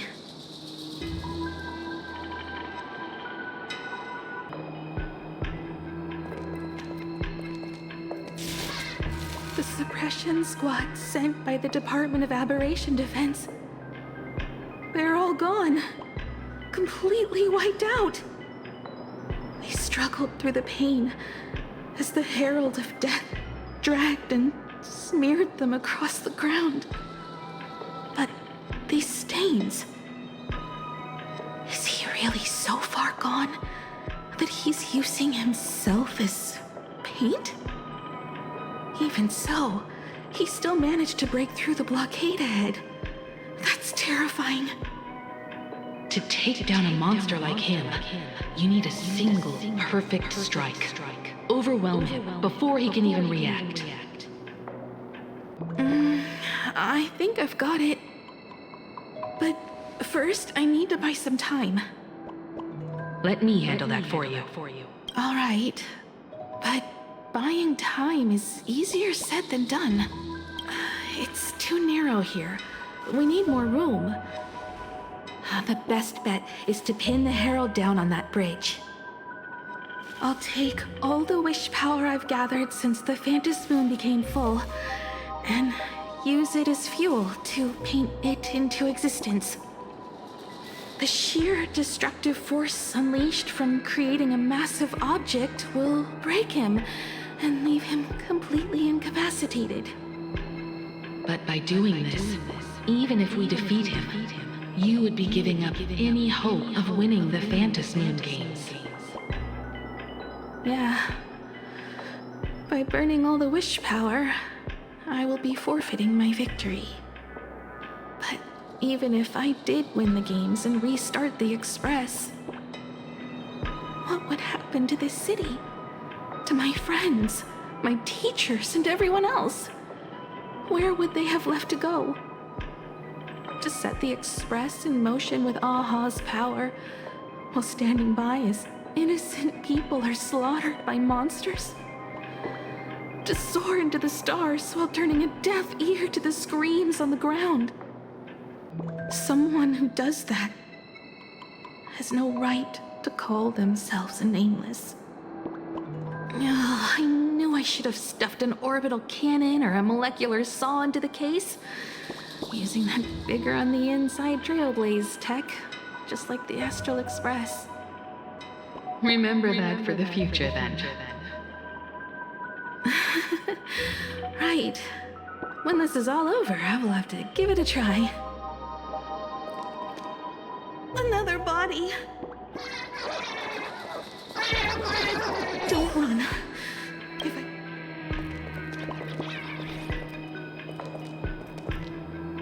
Black Birch. Guess he was after the Herald as well. Black Birch, the masked fool?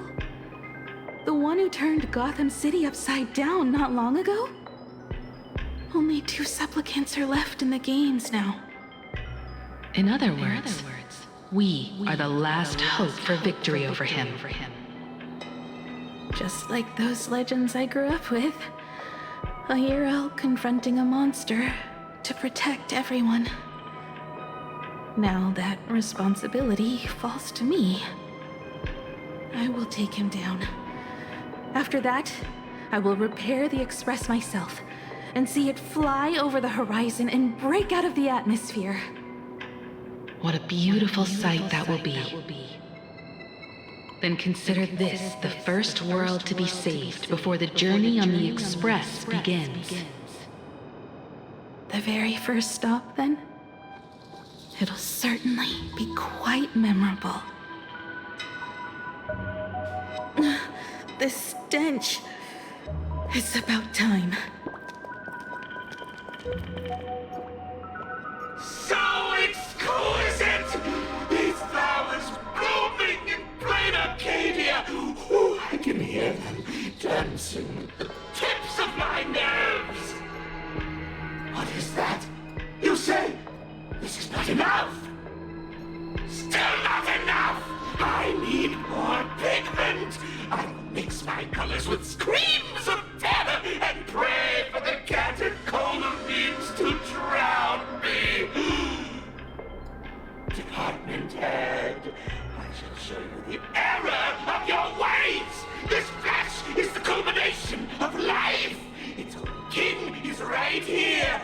The giant tree running through our heartopia! I shall become her! We will be as one! No, I will surpass her. I will devour her and become the one and only existence. Another new shade, dazzling, shattered crimson. Are you perhaps the color I've been missing all along?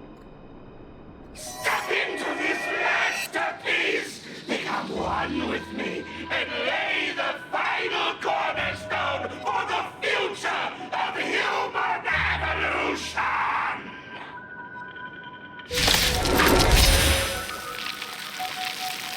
Stop right there.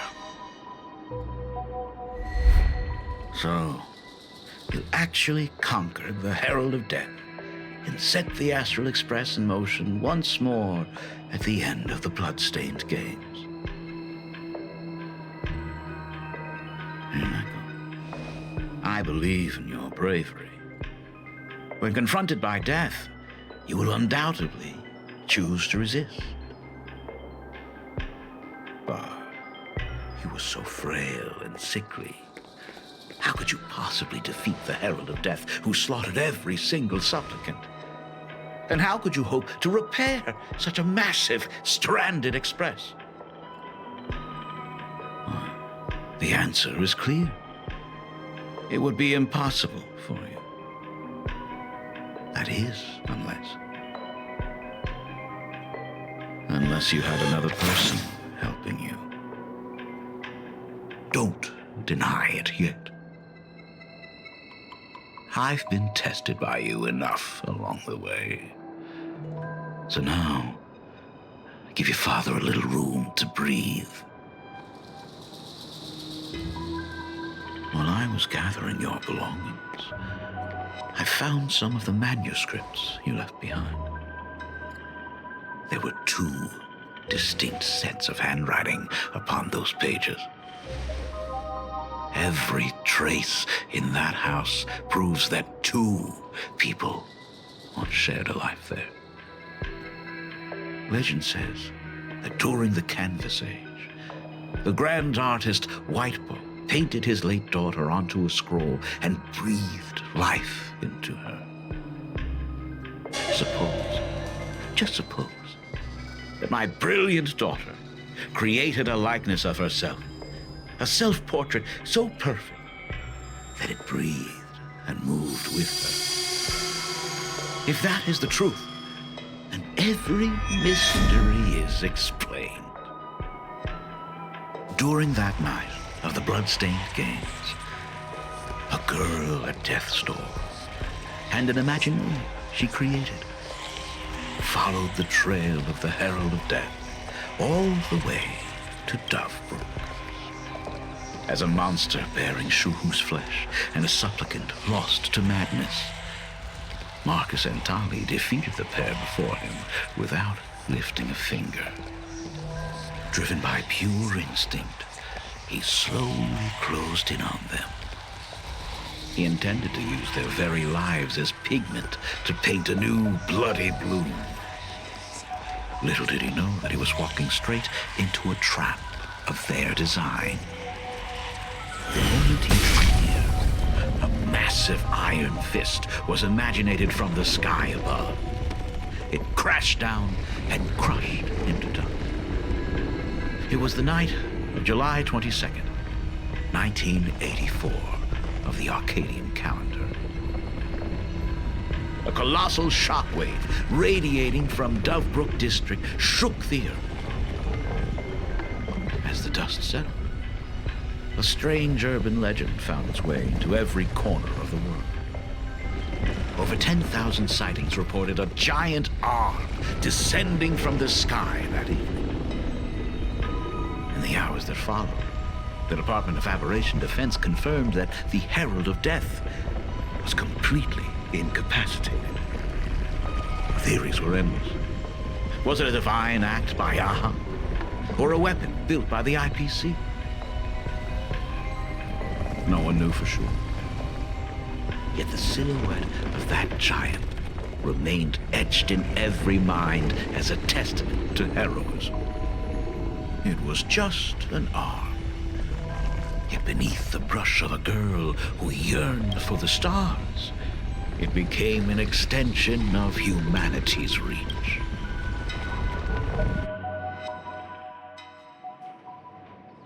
The girl achieved her dream, and the stars set sail once more. Truly a most romantic fairy tale. And now, unfortunately, I have to destroy this fairy tale myself. You don't believe me? I have no idea who you truly are. But that little girl who roamed for trailblazing, my frail and sickly daughter. From the very beginning, Himiko never left Planarcadia. That is not something you should joke about. You know better than I do whether I'm joking or not.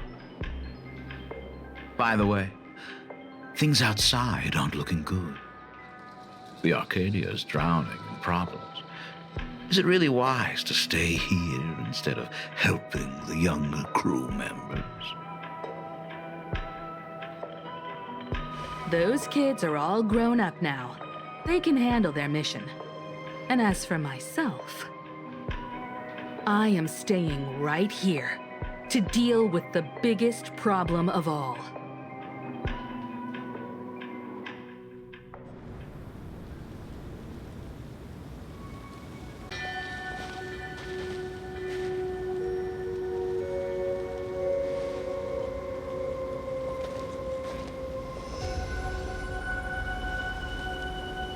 Are you intending to stay here until the outcome is revealed? It might take forever for him to return, or he might never come back at all. Or maybe, if I just complain and say, I wish Blade were here, he'll just show up. Anyway, it was his choice. We already said our goodbyes. Thank you for staying with him until the very end. Now, it is time to deal with your matters. Gray-haired boy, you seek me out with her token in hand. What is it that you desire? Already told me? Our first meeting was just before we took the boat here. I only answered the call of wish power because of that mask. The one painted by Evanesia. Without it, I would not be here. So, who is this me you speak of? Me, of course.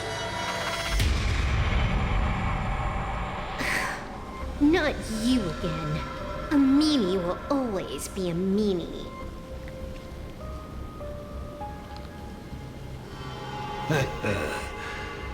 Misfortune and I share one thing in common. We both enjoy dropping in uninvited. A reunion after 1,000 years. Graphia, it has been a long time. Asat Pramad.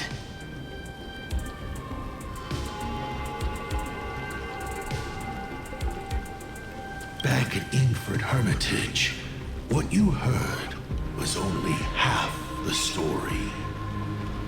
1,000 years ago, amidst the ruins of Ahatopia, I found a baby girl on the verge of death. Her cold, lifeless body reminded me of the legend of Elation. Aha heard an infant cry and burst into laughter. Too bad I never did get the joke. So I came up with a much better one. I infused that child with the power of destruction, giving her the rebirth of a Void Ranger. I taught her to paint her monstrous beasts using the life of the Voracity as pigment, all to carry out the Legion's divine will.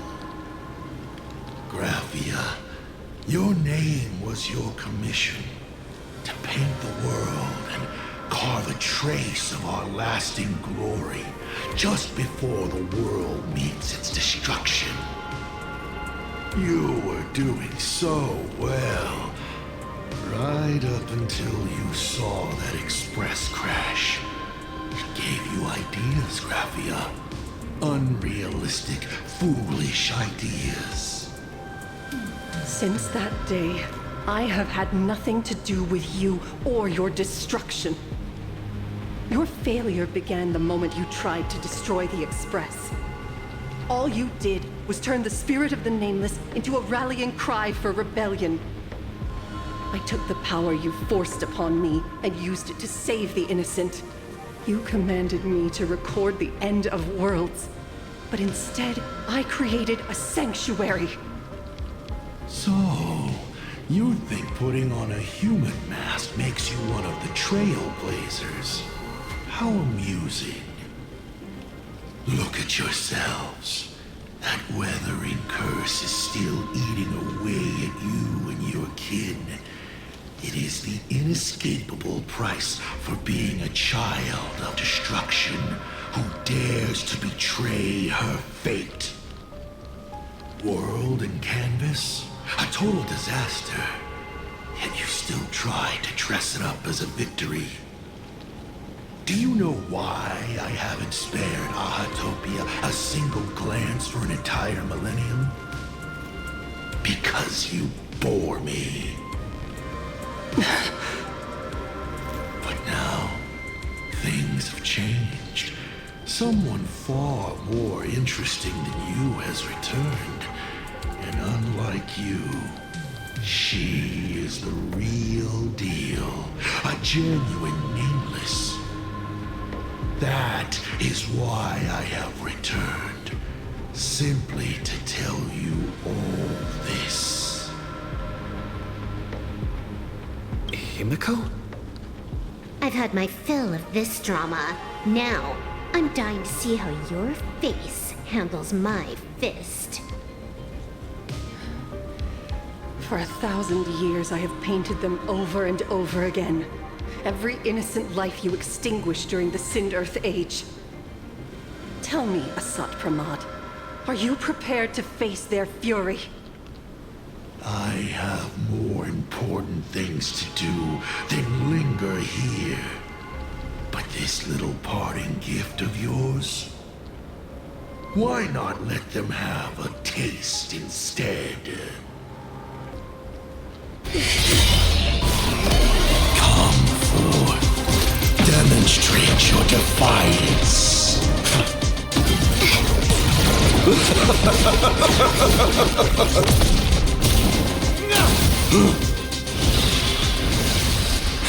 Is it over?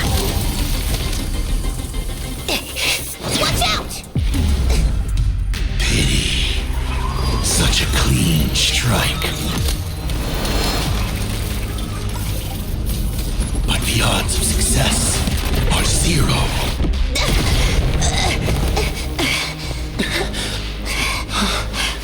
The restraint check failed? A 1 in 10,000 chance. The moment I cast the dice, the outcome is fixed. Remove the mask, protagonist. It doesn't suit you. As for you, your end is decided. Graphia! Farewell. Sorry. I have failed. Minions of destruction! I will drive you all from this world! We must force her back to her senses.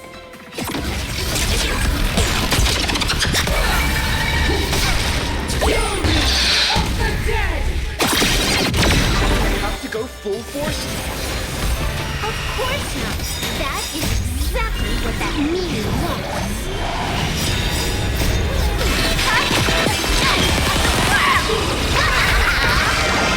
Hence the bug.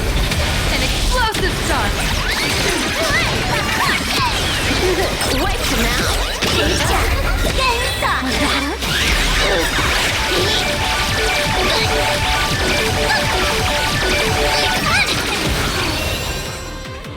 Let me teach you some moves.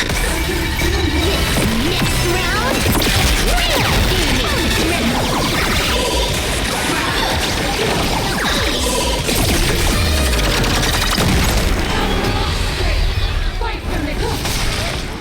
Blessing in disguise.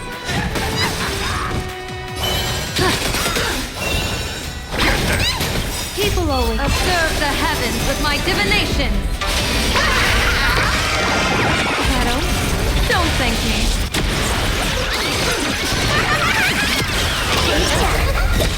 Absolutely cannot let you touch this place.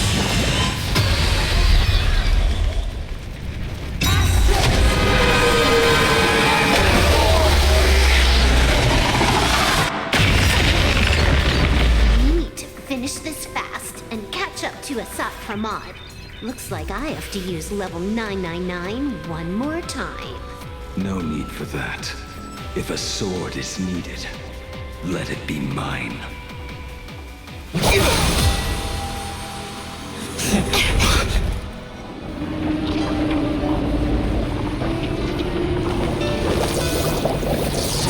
Have you thought it through? What defines a blade?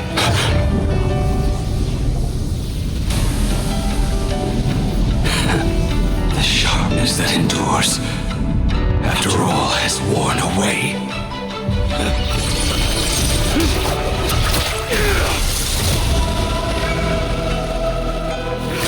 I shall take veracity as my forge, and abundance as my iron.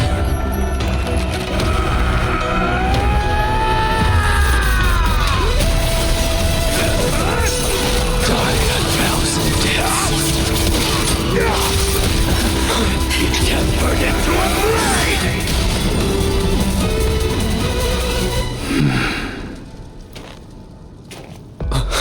What? Not even a welcome back?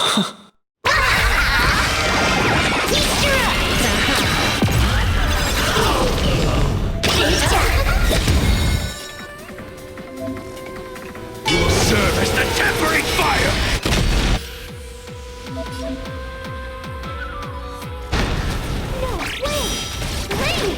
You answered my prayers!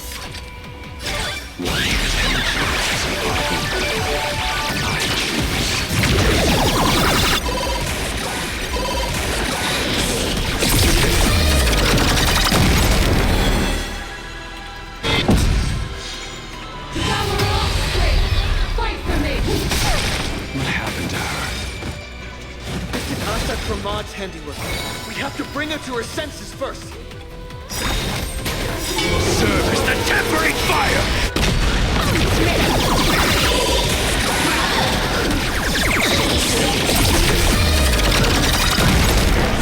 They cannot let you touch.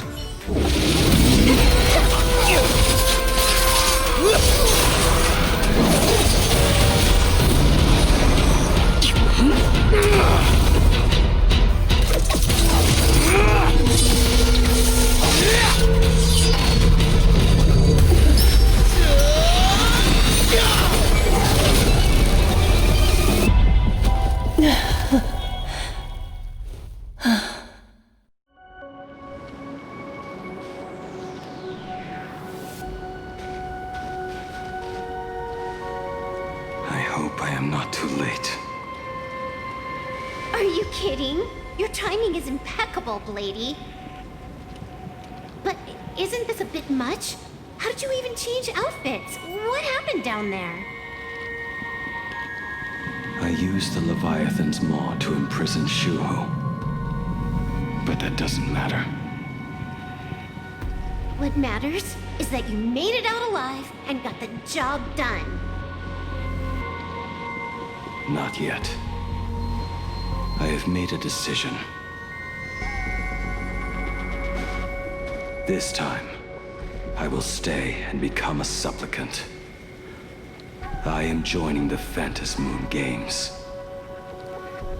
What? You're going to stay here and poke your nose into this world's business too? Let us settle this first. Are you okay? Thank you. All of you.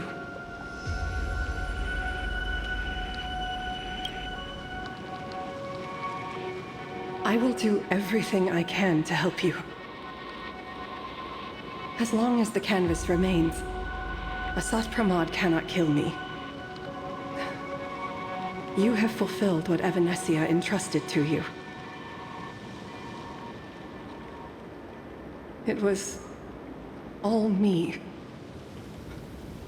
For 1,000 years, I was the one obsessed with bearing every responsibility alone. Asat Pramad was right after all.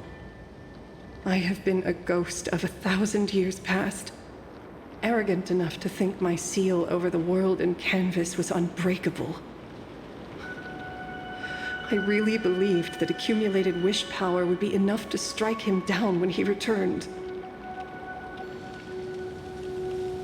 We are up against the same nightmare that survived a whole Sindearth age. The same monster that an entire era could not even overcome. Just how did he even sneak into the world and canvas? The first time I stepped into Inkford Hermitage, a strange whisper tried to latch onto me, but it didn't succeed. Maybe that was the first step in Asat Pramad's plan to infiltrate this place. Then, he took on Graphia's form to tamper with my mask, and even taught me the way to summon the real Graphia. In the end, he got what he wanted. So, this guy has only been after one thing this whole time.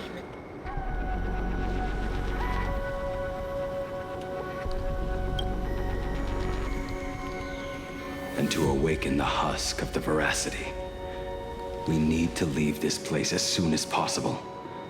The giant maw that swallowed me is starting to stir. But he mentioned he had something more important to do. What is that even supposed to mean?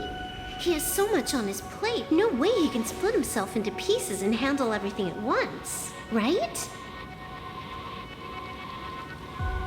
1,000 years ago, the demon lord from beyond invaded Ahatopia.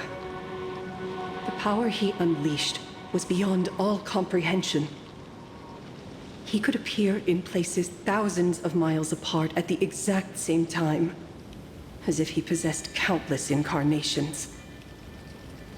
What? He said he was meeting a genuine nameless... Himiko! She's in trouble! Biggest problem? Do you mean me? You said that classroom was a secret place of your own creation, yet Fulwish seemed to know everything about it. You are far too familiar with the Express, yet there is no way my father could have ever set foot on it. And another thing, when we first met up earlier, you said it had been 15 years. But my father clearly left much earlier than that. Your story is riddled with holes.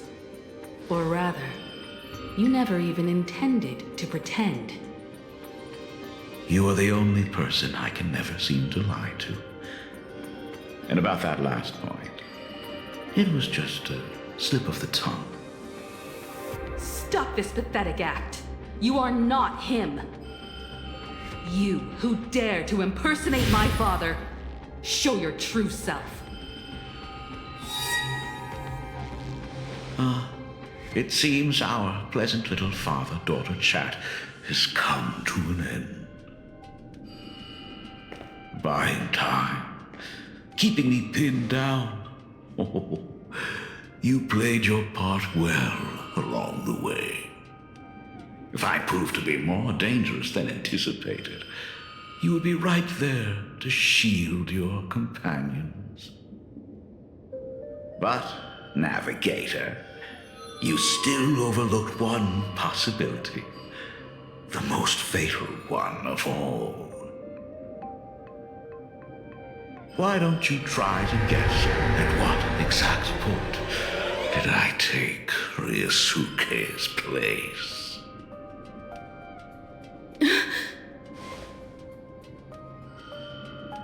It happened on the day that man, in his desperate search for the source of the weathering curse to save his family, was destroyed by me.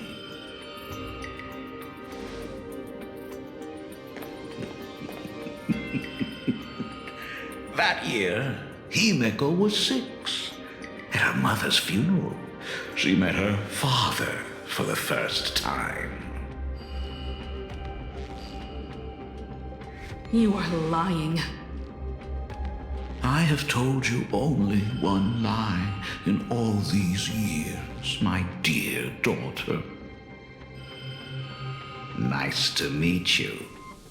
I'm your father, Ryusuke. All that effort, all those years spent by my side. What are you really planning? Even I find it hard to tell what goes on in this head of mine sometimes. But now, as I look at your face, at that exquisite expression, it all makes sense. I had so much fun playing a father. And the best part, that was not even the most fun I have had today. Hey, can you hear me? Someone who looks like Asat Pramad just showed up at the tavern. We are under attack by Asat Pramad. Don Hung and I will do everything we can to cover Yaoguang. I've played along this far, so why not make it interesting? Let us add a dash of red to our little opening act. You have proven your theory by tearing off the mask of Ryusuke. As a courtesy, it's now time to strip away your disguise. The ugliest lie of the Trailblaze. The truth that has been hidden for 15 years. When the Phantasmoon is full again, I will be there as I have promised.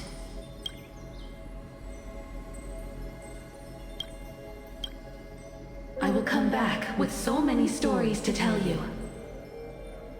The girl looked up at the stars, but in her heart, she was terrified of setting out. She was afraid of the universe, and even more, she was afraid of the weight of responsibility. In the end, she left her wishes to someone else. As for her, she chose to lie in a grave and stay in the Arcadia forever. Ryusuke's daughter Himiko is long dead. When she saw how vast the stars really were, she ran away. Just as the Trailblaze will always converge with the destruction, culminating in awe-inspiring obliteration.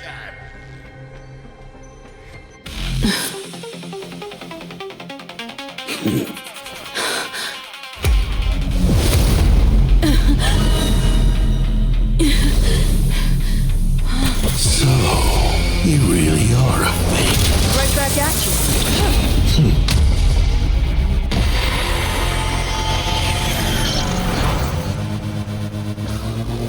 denizens of this Arcadia, lost in its splendor. Once I beheld the Astral Express rise again towards the stars here. Since then, you have known 15 long years of unbroken peace.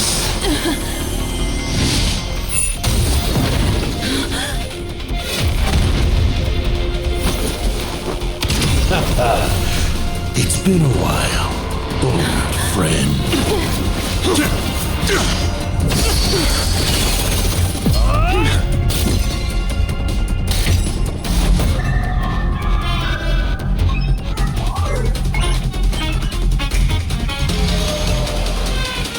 For 15 years it was I, Asat Pramad, who delivered every promise of beauty to this Arcadia in advance.